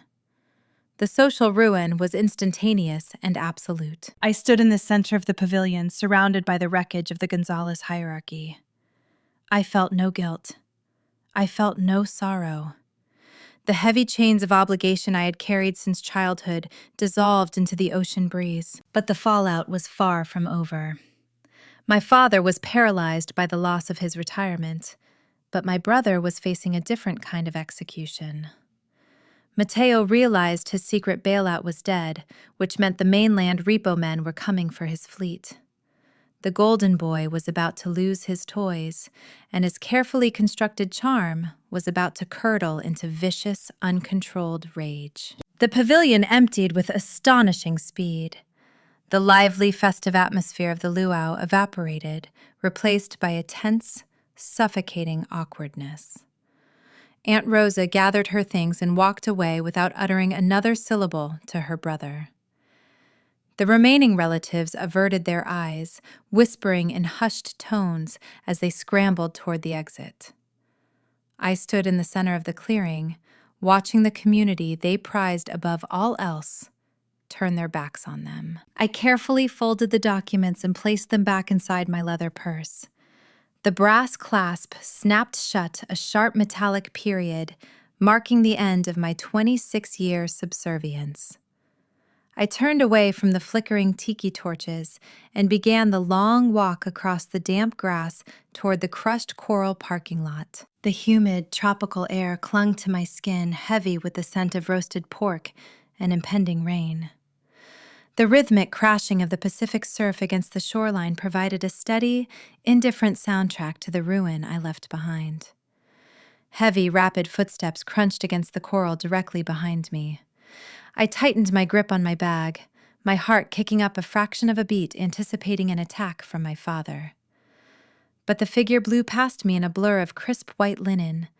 It was Mateo. My older brother did not spare me a single glance. His jaw was set in a rigid line, the charming, easygoing facade he wore for the public entirely stripped away. He marched straight toward our parents' luxury SUV, parked under the harsh glare of a yellow sodium streetlight. Hector and Elena had just arrived at the vehicle, looking like survivors of a shipwreck, their posture slumped and defeated. Mateo did not offer comfort. He did not pull his mother into an embrace or offer a steadying hand to his ruined father. He cornered them against the side of the car, his posture radiating pure, unadulterated venom. "You told me it was handled," Mateo hissed. His voice carried across the quiet parking lot, sharp and vibrating with entitlement. "You promised me the line of credit was secured. You said the paperwork was done." Hector leaned heavily against the driver's side door. The proud patriarch, who had commanded the pavilion just 20 minutes earlier, now looked frail, aged by a decade in the span of a single evening. "Keep your voice down, Mateo," my father pleaded, his tone weak and hollow. "People are still walking to their cars. We will figure this out tomorrow." "Figure it out tomorrow," Mateo barked, stepping closer, invading our father's personal space. "There is no tomorrow, Dad. The Seattle firm is calling in the debt on Monday morning. They are sending recovery agents to the harbor. I needed that cash injection yesterday." Elena rushed forward, placing a trembling, manicured hand on her son's chest, attempting to deploy her usual soothing tactics. "Sweetheart, please, you need to calm down. Your father just lost his entire retirement portfolio. We are in the middle of a terrible crisis." Mateo looked at his mother, hand resting on his linen shirt. He did not soften. He swatted her arm away with a brutal, dismissive flick of his wrist. "His retirement." Mateo laughed. It was a cold, soulless sound that sent a chill down my spine. "Who cares about his retirement fund right now? I am about to lose my entire fleet." "You two had one simple job. Go to the bank, file the authorization, and get the money transferred. You could not even manage a basic forgery without getting caught by a local branch manager." The sheer audacity of the insult hung in the humid air. I stopped walking, lingering in the shadows near my sedan, mesmerized by the spectacular implosion of the Gonzalez family dynamic. For my entire life, Hector and Elena worshipped this man. They sacrificed my milestones, my college graduation, and my emotional well-being to pave a golden road for him. They praised his every breath and funded his every whim. They committed a federal crime to shield him from the consequences of his own financial incompetence. And in return, Mateo viewed them not as parents, but as a defective automated teller machine. Hector flinched, the disrespect landing like a physical blow to his sternum. "You ungrateful brat," my father choked out, a faint flicker of his old rage attempting to surface. "We risked federal prison for you. We put everything on the line to save your company. My company is failing because of your terrible advice," Mateo fired back, leaning into Hector's face. "You are the one who told me to expand. You are the one who told me to buy the luxury catamarans to impress the country club elite. You wanted the prestige of telling your golf buddies that your son owned the biggest tour operation on the island. You used my business to stroke your own ego, and when the bills came due, you botched the only viable bailout plan." Elena began to weep. These were not the manufactured, weaponized tears she used at the Sunday dinner ambush to manipulate my empathy. These were true, devastating tears of realization. She stared at her beloved son, the golden boy she had placed on a pedestal, finally seeing the monstrous narcissist standing in front of her. "You are both pathetic," Mateo sneered, turning his back on his mother, tears. "I should have known better than to rely on a couple of aging amateurs. You thought you were so smart trying to steal from Bethany. You underestimated her. You got caught. And now my neck is on the chopping block." He paced across the crushed coral, running a hand through his perfectly styled hair, his mind frantically calculating his own survival. "If Cascadia Venture Partners seizes those helicopters, they are not stopping there," Mateo warned, pointing a rigid finger at our father. You co-signed the original startup loans, Dad. You cross-collateralized your own house to keep the fuel suppliers at bay last year. When the Seattle firm liquidates my fleet and realizes the auction value does not cover the mezzanine debt, they are coming for your assets. Hector's eyes widened in pure terror. The breath hitched in his throat. The realization of his total, inescapable ruin finally settled into his bones. He had lost his residual inheritance to the poison pill, his social standing to the public exposure, and now he was about to lose the roof over his head to his son's reckless leverage. "You did this to us," Elena sobbed, her voice breaking as she looked at Mateo. "We gave you everything we had." "You gave me what I demanded," Mateo corrected coldly, unlocking the doors to his leased European sports car. "Because you wanted the trophy son. You bought the illusion, Mom. Do not act like a victim now that the bill is due." He slid into the low driver's seat and slammed the door shut. The engine roared to life, a loud, obnoxious growl that drowned out my mother weeping. Mateo threw the car into reverse, the tires spinning and kicking up a cloud of white coral dust. He did not look back. He shifted into drive and sped out of the park, racing toward Honolulu to salvage whatever scraps of his shattered empire remained. I stood in the darkness, watching the taillights fade into the distance. The silence that descended upon the parking lot was deafening.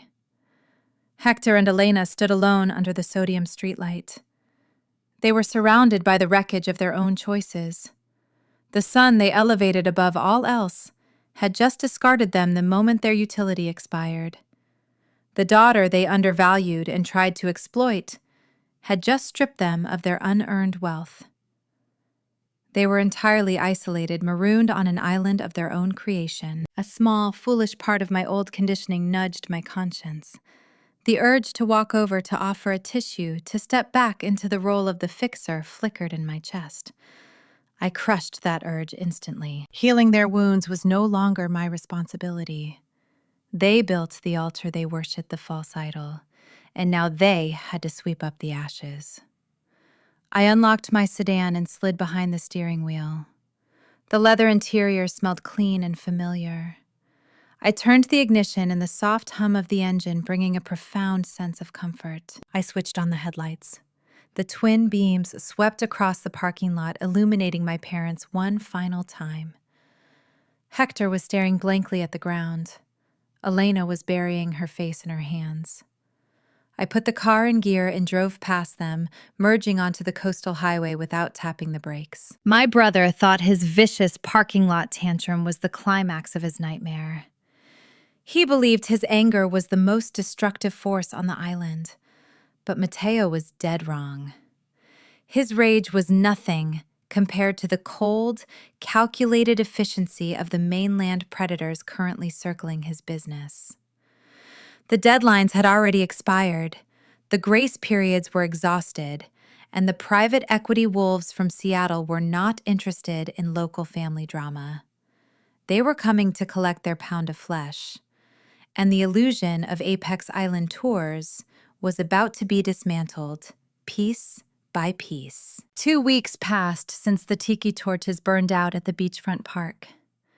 My life settled into a quiet, beautiful rhythm. I poured my energy into Koa Ridge, finalizing the eco-resort vendor contracts for the upcoming peak tourist season. Without the constant draining demands of my parents, my mind felt astonishingly clear. I breathed easier. I slept through the night without waking up in a cold sweat. The silence from Manoa Valley was profound, but it was not a peaceful silence. It was the frantic, breathless quiet of a ship taking on water faster than the pumps could bail. Mateo had managed to dodge the inevitable for 14 days. He operated under the childish assumption that his charm could bend ironclad legal contracts. He likely spent that entire fortnight making frantic phone calls to secondary lenders, begging for a miracle lifeline, trying to spin his impending default as a minor accounting error. But the mezzanine financing predators at Cascadia Venture Partners did not care about island charm. They did not grant extensions based on family prestige. They operated with clinical, ruthless efficiency. Their entire business model depended on the borrower failing to meet the terms. On a bright, cloudless Tuesday morning, the grace period officially expired. The seizure did not happen in the shadows. It was a highly visible, calculated spectacle at the Alawai's small-boat harbor. A team of mainland recovery agents arrived, accompanied by local law enforcement to ensure strict compliance. The agents wore sharp, dark suits and carried thick clipboards, their attire contrasting sharply with the relaxed, sun-bleached clothing of the local dock workers. They marched right past the waterfront kiosk, bypassing the panicked receptionist, and handed my brother the default execution orders. Mateo tried to argue, fighting a battle he had already lost. He stood on the wooden docks in his designer sunglasses, waving his arms, pointing at the luxury catamarans he claimed were on the verge of turning a vast profit. The recovery agents ignored his theatrical display entirely. They did not raise their voices. They simply signaled a crew of hired maritime mechanics to begin their work. Right there in front of rival tour operators and wide-eyed tourists, the mechanics began stripping the Apex Island Tour's vinyl decals off the fiberglass hulls. Industrial heat guns melted the adhesive, tearing away the sleek branding my parents had paid a fortune to design. Heavy towboats idled nearby in the harbor, thick ropes ready to drag the vessels to a secure, locked impound lot on the industrial side of the island. Across the island at the regional airport, a nearly identical scene played out on the sun-baked tarmac. A secondary recovery team grounded the sleek black helicopters. Federal aviation marshals chained the rotors and secured the landing skids to the concrete with heavy-duty padlocks. My brother watched his sky-high identity get chained to the earth. He lost his toys, his false status, and his unearned pride in less than 48 hours. The visionary entrepreneur was reduced to a man standing on an empty dock with nothing but a worthless stack of business cards. But the devastation did not stop at the harbor. Private equity firms map out every possible asset before they issue a high-risk loan. During my initial deep dive into the state registry, I had focused on the fleet collateral.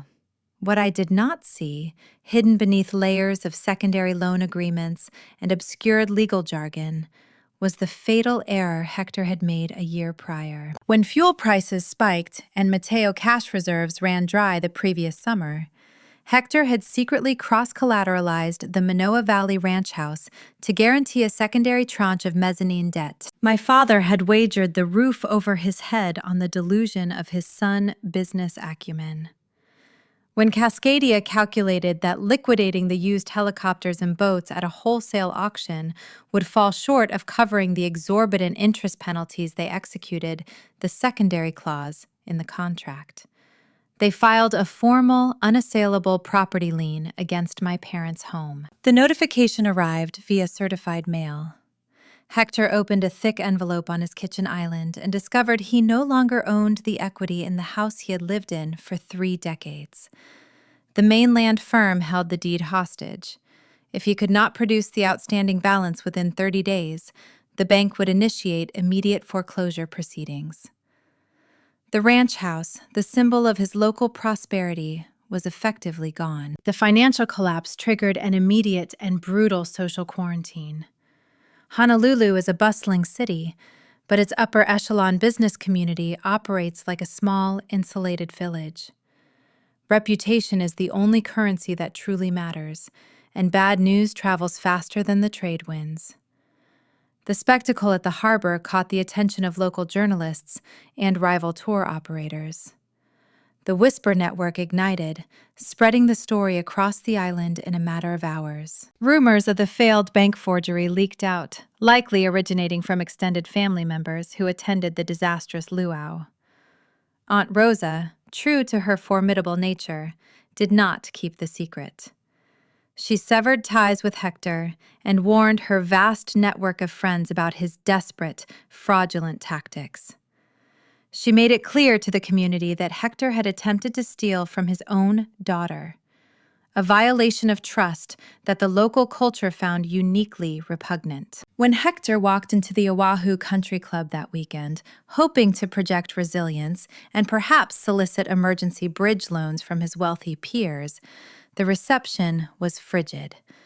The clinking of crystal glasses stopped as he entered the dining room. Men he had golfed with for 20 years suddenly found themselves too busy to share a drink. Business partners who used to invite him to lavish dinners looked away, studying their menus with intense, fabricated interest.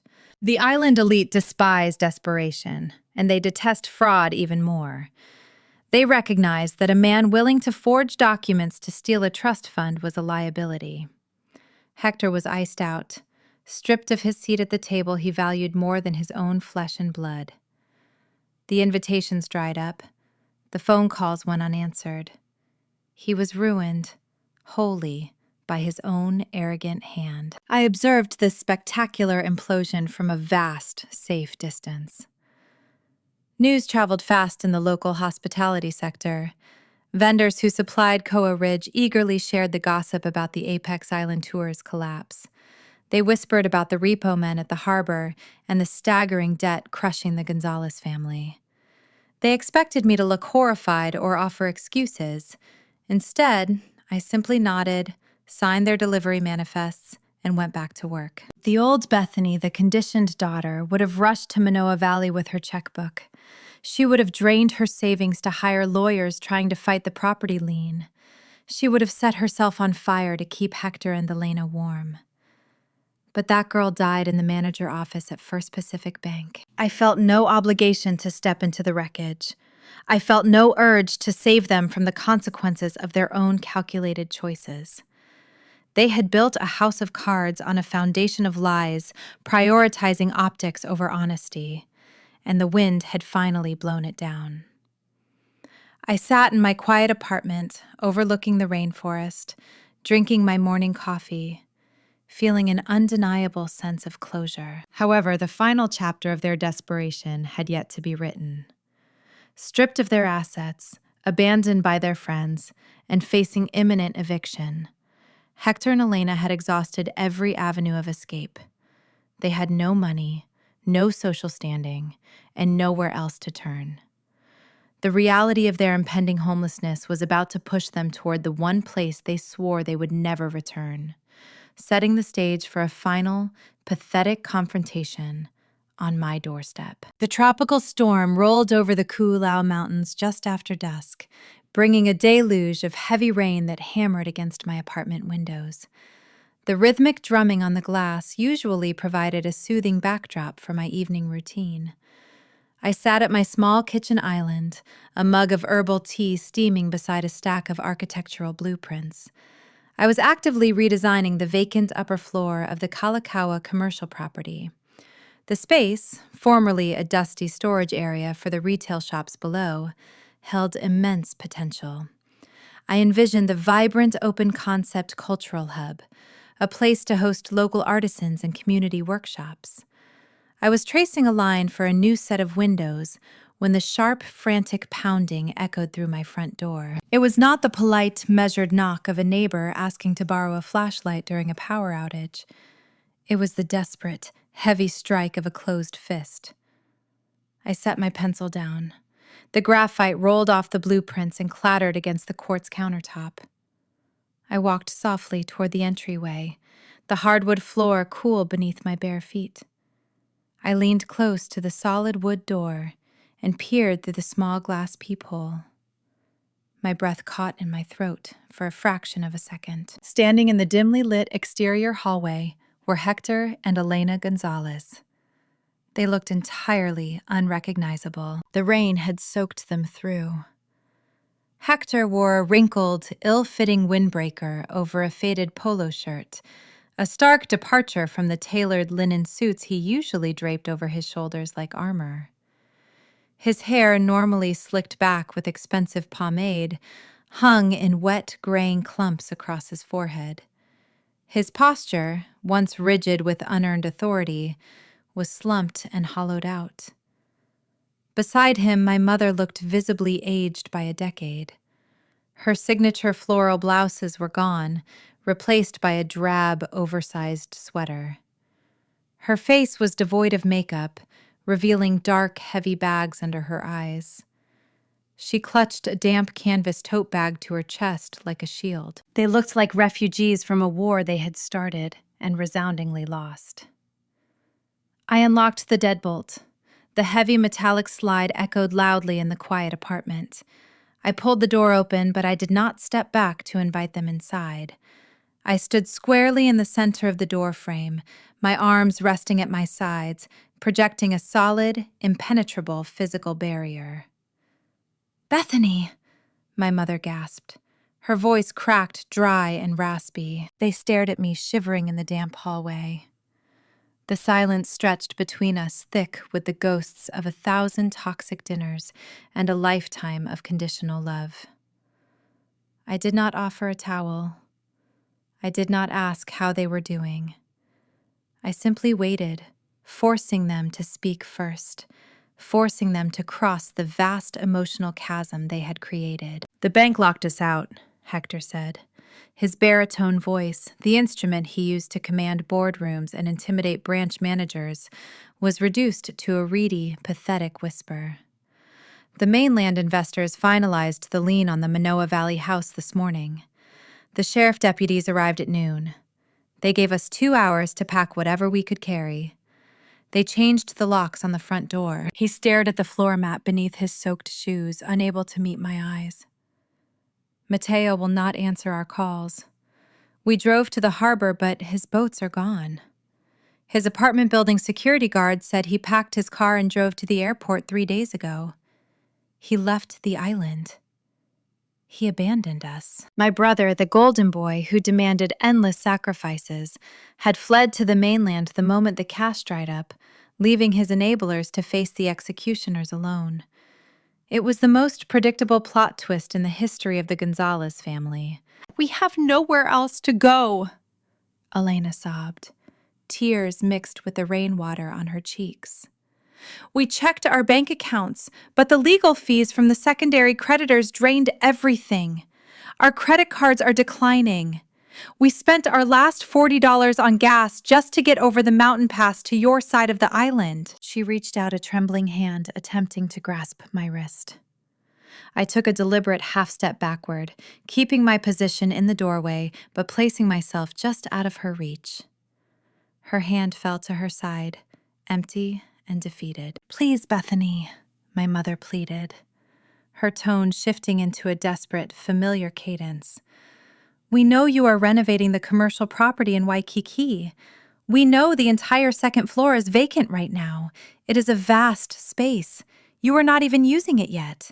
We just need a roof over our heads. We can sleep on air mattresses. We can help you sweep the floors, paint the walls, whatever you need, just temporarily, until your father can secure a consulting job and get us back on our feet." The sheer audacity of the request hung suspended in the humid hallway air. They wanted to move into the exact same building they had tried to steal from me. They wanted to take up residence inside the fortress my grandfather built to protect me from them. They stood on my doorstep, stripped of their wealth and their social standing, still believing they were entitled to my resources. "We are a family," Hector chimed in, attempting to summon a ghost of his former patriarchal authority. He lifted his chin, searching my face for a flicker of the obedient daughter he used to control. "We made mistakes, Bethany. I admit that. The pressure of the business clouded our judgment. But we are blood. Ohana means nobody gets left behind. You cannot turn your own parents out into the street during a storm." I looked at the man who had mocked my career, belittled my ambitions, and told me I was wasting my time playing on a computer. I looked at the woman who had stood silently by while I was erased, only finding her voice to scream at me when I refused to be a sacrificial lamb. A profound, crystal-clear stillness settled over my mind. The internal conflict that had plagued me for 26 years, the heavy, suffocating guilt of not being enough, was entirely gone. It had evaporated the moment they handed a forged signature to Keanu Tanaka. "Wait here," I said. I did not close the door. I turned my back on them, leaving them standing in the drafty hallway, and walked over to my desk in the living room. Part of my job in logistics is anticipating the final bottleneck in any supply chain. I map out the worst-case scenarios and prepare the necessary contingencies long before the crisis actually hits. When the news of their foreclosure rippled through the island whisper network, I knew they would eventually exhaust their options. I knew the social quarantine would leave them isolated. I knew they would end up on my doorstep, armed with tears and the weaponized concept of Ohana. I opened the top drawer of my desk. Sitting right beside my grandfather's original trust documents was a single manila folder I had prepared 3 days ago. I picked up the folder, walked back across the hardwood floor, and returned to the entryway. Hector and Elena watched me with wide, hopeful eyes.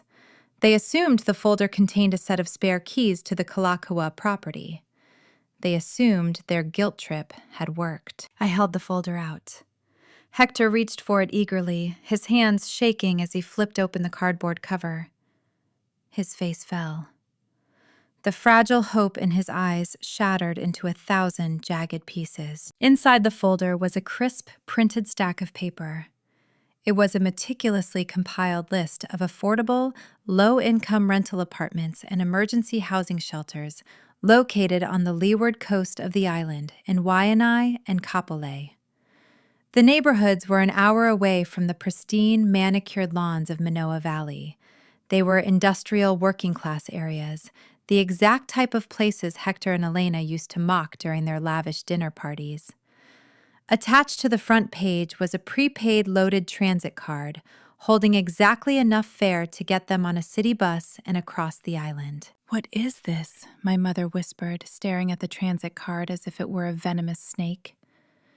"It is a list of your available options," I replied, my voice cool and perfectly level.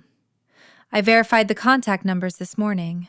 Several of the complexes on the second page have immediate availability for month-to-month leases." "You cannot be serious," Hector stammered.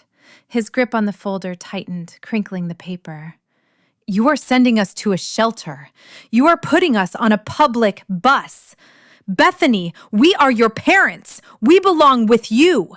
We belong in Waikiki." "You do not belong in my building," I said. I looked directly into his eyes, refusing to blink, refusing to offer an inch of ground.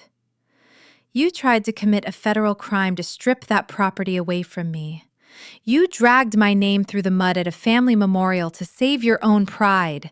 You broke every single bond of trust that existed between us." "But we had no choice," Elena cried out, fresh tears spilling down her weathered cheeks. "Mateo needed us. We were desperate. You have to forgive us. You have to help us. I am your mother." "Being my mother was a verb, Elena," I said softly, using her first name, stripping away the maternal title she had hidden behind for so long. "It required action. It required protection. You chose to protect an illusion instead of your daughter, and Dad chose to protect his ego over his own retirement. I am not punishing you. I am simply refusing to be your safety net anymore. The consequences you are facing right now are the direct results of the choices you made." Hector's jaw tightened. A flash of pure, impotent resentment burned in his eyes. He realized the manipulation was useless. The obedient, terrified workhorse he had groomed for 2 decades was gone forever. He closed the manila folder and tucked it under his arm, his shoulders sagging in ultimate defeat. He knew he had lost. "Come on, Elena," Hector muttered, his voice hollow. He placed a hand on his wife's shoulder, pulling her gently away from the threshold. "She is not going to help us." Elena let out a ragged, heartbroken sob.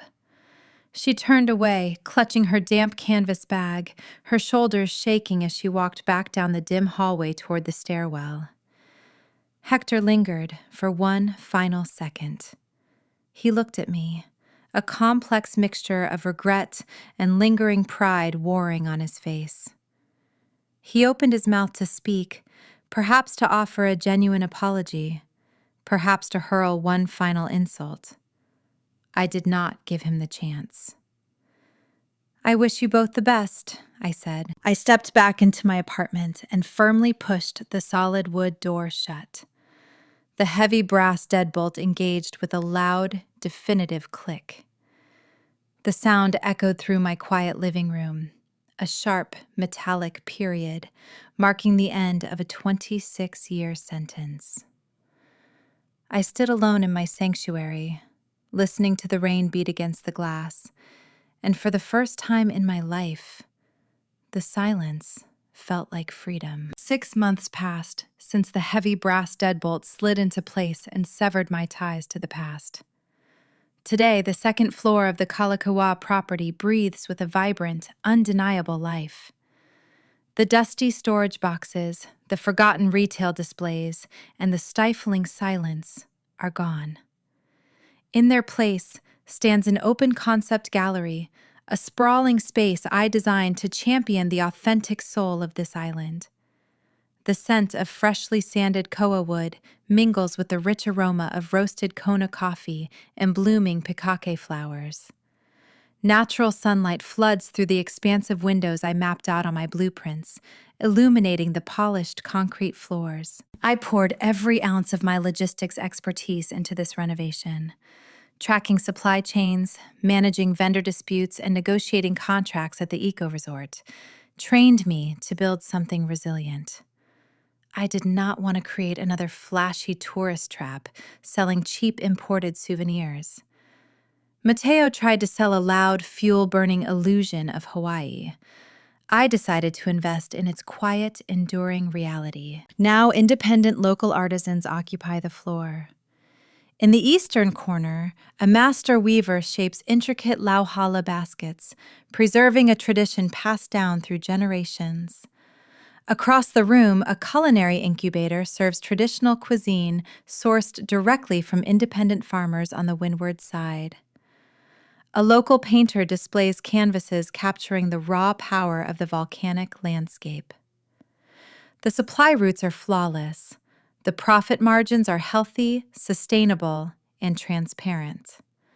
The vendors thrive, keeping their revenue within the community instead of funneling it to overseas holding companies. The local business network, the exact same insulated circle that watched my father execute his spectacular downfall, took notice of the transformation.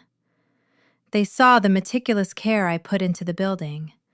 They recognized the integrity of the operation. The whispers that once carried tales of the Gonzalez family fraud now carry my name with deep, unwavering respect. I am no longer Hector, quiet, invisible daughter. I am Bethany Gonzalez, the architect of my own empire. The community relies on me, and I rely on them. The contrast between the rich life I built and the hollow ruins my family occupies is stark. The island is small, and news always finds a way to travel along the trade winds, whether you want to hear it or not. My brother did not stay to face the music. When the Seattle private equity firm liquidated the catamarans and padlocked the helicopters, the auction revenue fell significantly short of covering the mezzanine debt. The creditors came looking for the remaining balance with relentless precision. Mateo, true to his cowardly nature, packed a single suitcase and boarded a red-eye flight to Los Angeles. He fled in the dead of night, leaving a trail of unpaid local contractors in his wake. Rumors suggest he currently rents a cramped studio apartment somewhere in the smog-choked San Fernando Valley. The tailored linen shirts and designer aviator sunglasses are useless there. He spends his days dodging phone calls from collection agencies, trying to pitch new hollow business schemes to mainland investors who demand actual collateral instead of empty charm.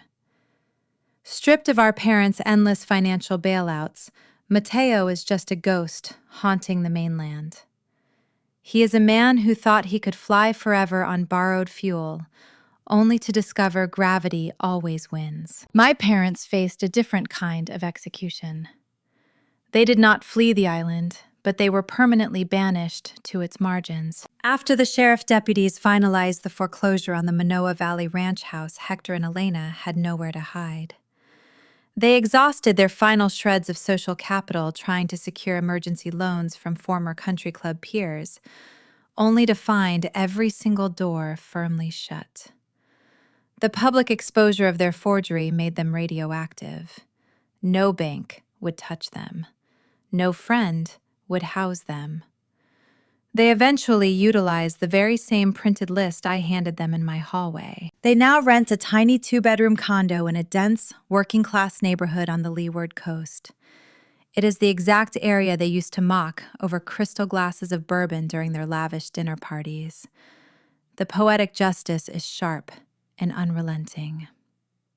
The commute into the city takes over an hour each way in sweltering, gridlocked traffic. Hector, the man who used to dictate terms in executive boardrooms and threaten lawsuits over voicemail, took a job working the front desk at a budget car rental agency near the airport. He wears a stiff polyester uniform, handing keys to tourists who do not know his name and do not care about his former prestige.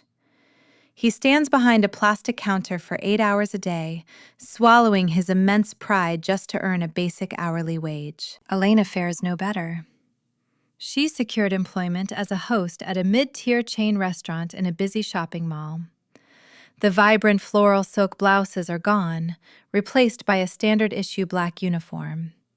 Her manicured nails are chipped and broken from wiping down laminated menus and clearing dirty tables. They spend their evenings sitting in a cramped living room, counting their remaining pennies to pay off the residual debts from Mateo's failed enterprise. They are trapped in the mundane, grueling struggle they once thought themselves vastly superior to.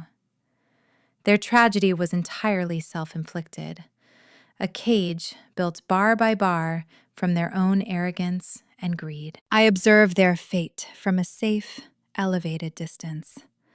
I feel no lingering guilt when I wake up in the morning. The heavy chains of obligation I carried since childhood dissolved long ago. Healing their self-inflicted wounds is not my responsibility, and I refuse to carry the weight of their terrible choices. The sun begins its slow descent over the Pacific Ocean, casting a brilliant array of bruised violet and bright tangerine across the sky. I step out onto the expansive lanai attached to the cultural hub. The warm evening breeze sweeps off the water, carrying the faint rhythmic sound of a slack-key guitar playing from the gallery inside. The space behind me hums with joyful conversation. I am hosting a private celebration to mark the end of our first successful quarter.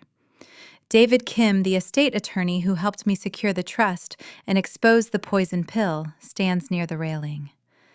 He shares a laugh with my former colleagues from the resort. Local artists clink their glasses, toasting to the future. This is my chosen family. These are people who value integrity, who respect personal boundaries, and who judge true worth by actions rather than manufactured status. I lean against the cool metal railing and look down at the bustling sidewalks of Kalakaua Avenue. Thousands of people walk beneath the sprawling banyan trees, completely unaware of the fierce, silent battle fought to protect this specific piece of earth. Grandfather Cruz was right. You cannot build a legacy with feathers. The wind will always take it. You have to build it with stone. You have to root it in truth, secure it with hard work, and defend it with unyielding courage. My parents spent 26 years trying to convince me I was nothing more than an expendable supporting character in their grand fictional play. They told the bank I signed everything over because they believed my voice did not matter. They thought they could erase me just by speaking over me. They were wrong. I take a deep breath of the salt-tinged air, feeling the solid foundation of the commercial building beneath my feet. I did not just survive their ultimate betrayal. I dismantled their illusion, reclaimed my stolen identity, and built an undeniable reality of my own. The sun dips below the horizon, painting the water in breathtaking strokes of gold. I close my eyes, listening to the music and the laughter echoing from the room behind me. For the first time in my life, the story is mine to write, and the future belongs entirely to me. We are taught from a very young age that family is the ultimate sanctuary. In the complex tapestry of American culture, the traditional family structure is frequently held up as the absolute gold standard of safety, a permanent, unshakable harbor against the unpredictable storms of the outside world. We are told that blood is thicker than water, that loyalty is the highest of all virtues, and that parents are the infallible architects of our futures.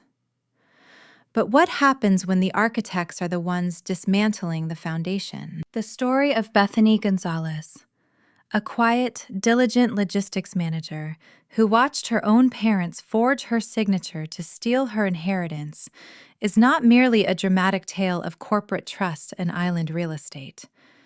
It is a profound, cautionary mirror held up to the very core of how we view parenting, family responsibility, and the long-term guidance of children.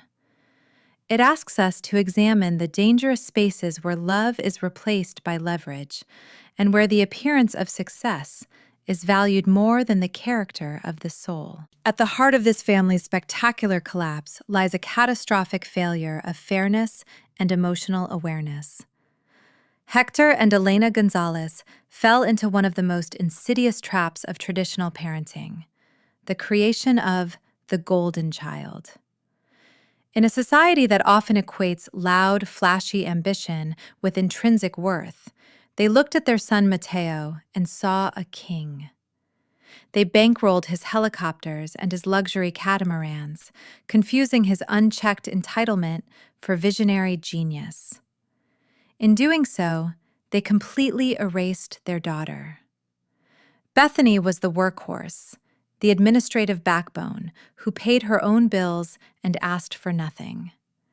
Yet her steady, unglamorous competence was viewed not as a virtue to be nurtured, but as a resource to be endlessly mined. This is where the compass of family responsibility first shatters. When parents fail to see their children clearly, when they substitute a child's authentic self with a projected fantasy of success, they stop raising human beings and start managing assets. Fairness in parenting does not mean buying identical gifts or splitting bank accounts down the middle. It means distributing emotional validation with equity. Hector and Elena starved one child of love to feed another child's ego, setting the stage for a ruin entirely of their own making. The tragedy deepens when we examine how the concept of loyalty was weaponized. In Hawaii, the cultural ethos of ohana means that nobody gets left behind. It is a beautiful, deeply communal philosophy. But in the hands of parents lacking emotional maturity, cultural traditions and family values can easily be twisted into chains of coercion. When Mateo's business inevitably began to hemorrhage money, Hector and Elena did not teach their son accountability. They did not guide him through the difficult but necessary process of facing his failures. Instead, they manufactured a crisis and demanded that Bethany sacrifice her grandfather's legacy to bail him out. When she instituted a healthy boundary and said no, they crossed a moral event horizon. The forgery at the downtown bank was a federal crime, yes, but more devastatingly, it was the ultimate parental betrayal. They proved that their love was entirely conditional, predicated only on Bethany's willingness to be consumed. True family responsibility dictates that parents protect their children from predators. It is a profound tragedy when the parents themselves become the predators from which a child must escape. Yet nestled within this heartbreaking dynamic is a brilliant masterclass in what true, long-term parental guidance actually looks like. Grandfather Cruz represents the antidote to Hector's toxic vanity. Cruz was a man of the earth, a builder of quiet generational wealth who judged character by actions, not noise. He observed the toxic hierarchy within his son's home. He saw how Bethany was marginalized and how Mateo was spoiled into incompetence. Cruz understood that true guidance sometimes requires bypassing the conventional hierarchy to protect the vulnerable. He did not confront his son with screaming matches at the dinner table. He used the quiet, undeniable power of the law.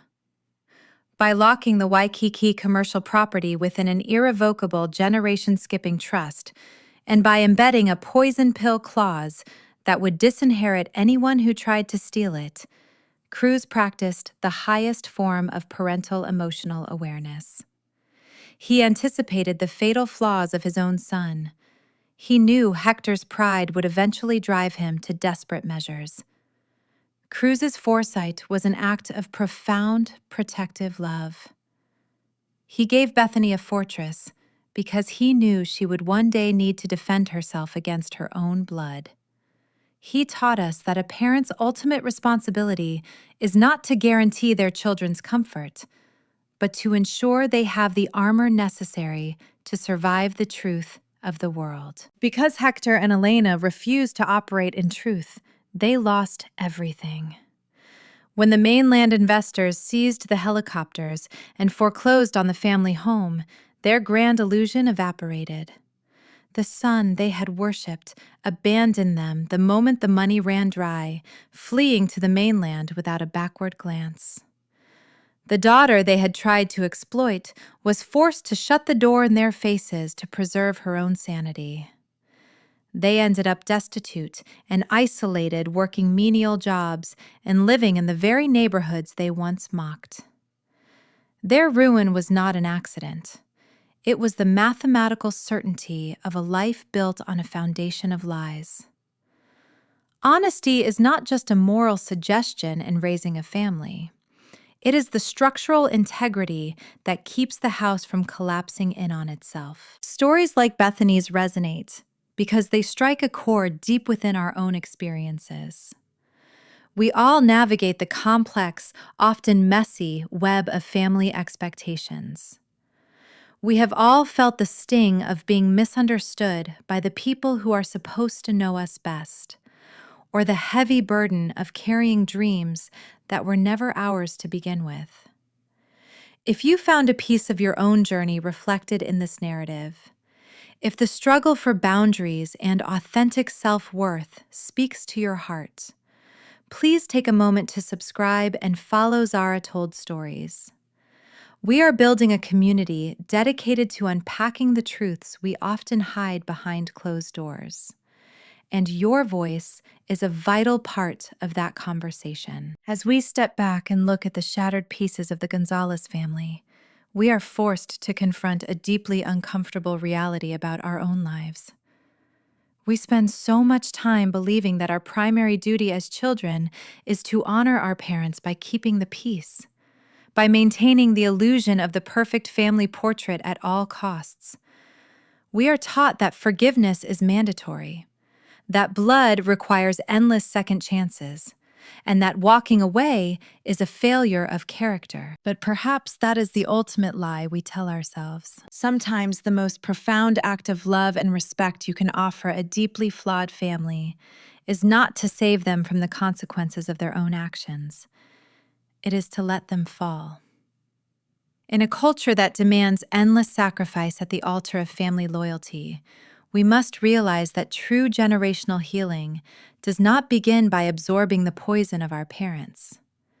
It begins the exact moment we are brave enough to let the illusion burn, so that we can finally build something real from the ashes.